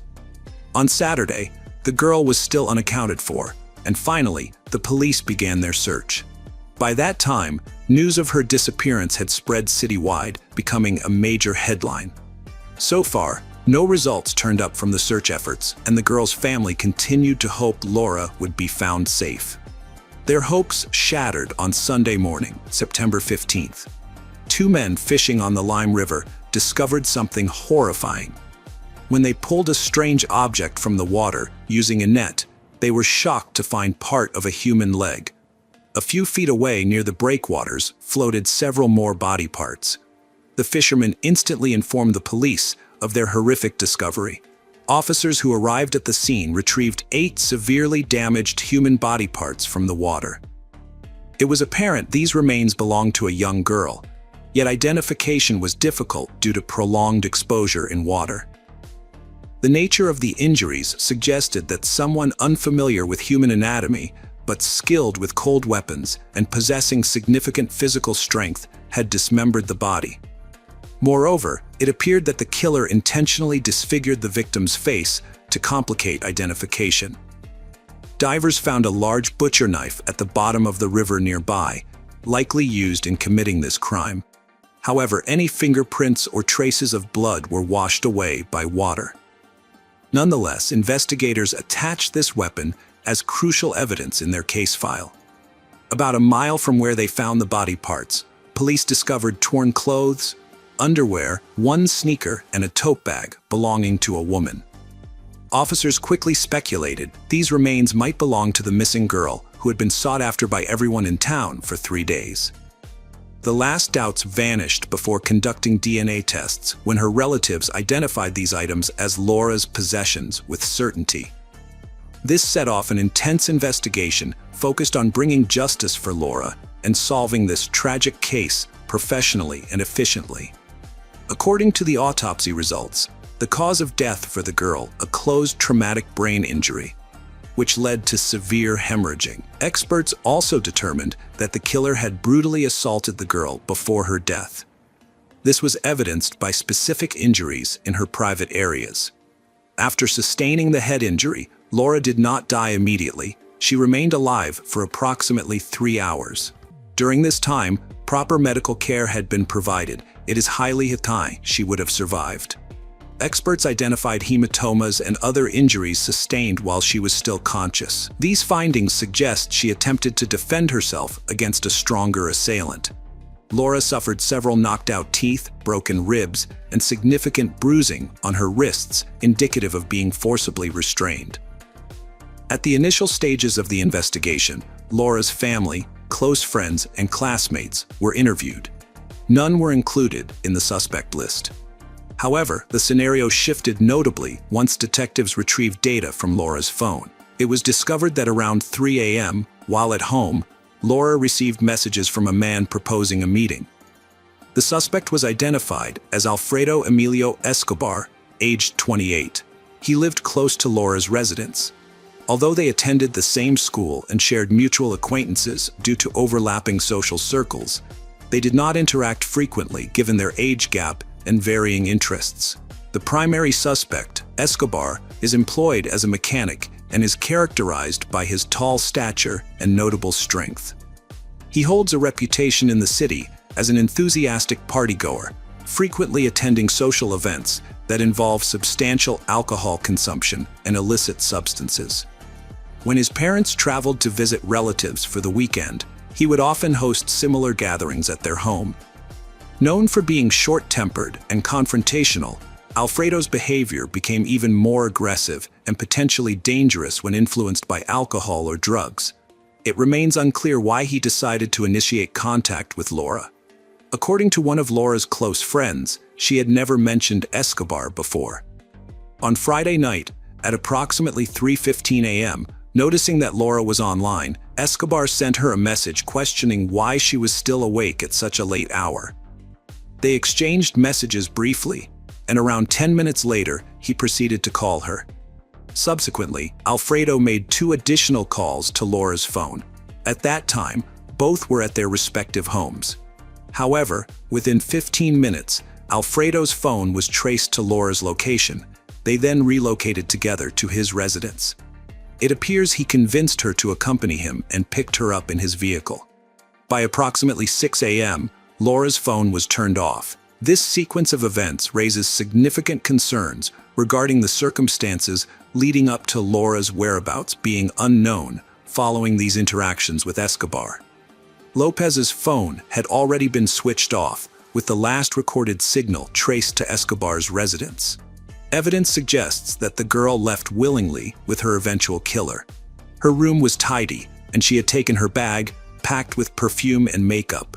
Laura likely viewed the situation as an adventurous escapade, expecting to return home without anyone noticing her absence. Security footage supported investigators' theories. Alfredo's pickup truck was near Laura's house, then moving away from it that morning. Initially, there was only one person in the vehicle. On the return journey, someone else occupied the passenger seat. The following day, Escobar's phone was disconnected, making it difficult to trace his movements. Nevertheless, his car appeared on other cameras, particularly those near a bridge over the Li River. After crossing this bridge, he turned onto an off-road path devoid of cameras. Police believe this location is where he disposed of the dismembered body parts found a day later. Alfredo had a history of minor offenses including fighting and substance abuse. Approximately a year ago, under the influence of illegal substances, he exceeded speed limits and collided with a police car. He attempted to flee but was apprehended and resisted arrest, which led to his detainment at a police station. Although Alfredo faced potential imprisonment, his case mysteriously concluded with only a minor fine. Similarly, an earlier incident involving intentional harm did not result in criminal charges, nor did an investigation into selling illegal substances to minors. It's apparent that Alfredo's criminal past did not hinder him significantly, either due to fortuitous circumstances or powerful intervention on his behalf. Regardless of these factors, Alfredo perceived himself as untouchable and increasingly emboldened in his actions. Arrest and reconstruction followed these findings, detailing how events transpired at each step. On September 17th, a police unit approached Escobar's residence. The officers arrived just in time and apprehended the suspect, along with his parents, who were loading items into a pickup truck. The family appeared to be preparing for a trip to stay with relatives at the insistence of their son. He seemed eager to leave town after hearing about the discoveries in the river. Alfredo did not resist arrest this time. Instead, he feigned ignorance, acting as if he did not understand what was happening or the charges against him. Nevertheless, his nervous demeanor betrayed him, and he promptly requested a lawyer. A medical examination revealed that Alfred had signs of a struggle on his body and several scratches. His right hand's knuckles were swollen, as though he had been involved in a physical altercation. DNA tests confirmed that traces of biological fluid found inside Laura's body belonged to Alfredo, establishing him as the perpetrator. Additionally, particles of Alfred's epithelial tissue were discovered under Laura's nails. Consequently, Escobar was formally charged with rape, murder, and dismemberment. During a search of Alfredo's bedroom, police uncovered numerous bloodstains along with the victim's fingerprints and one of her contact lenses. The most horrific discovery was made in the outbuildings behind the house. It was evidently where Alfredo had dismembered Laura's body. Blood was found everywhere, along with signs of dragging near the gate, where there were also bloody prints. Despite all this evidence, Alfredo persistently denied his guilt.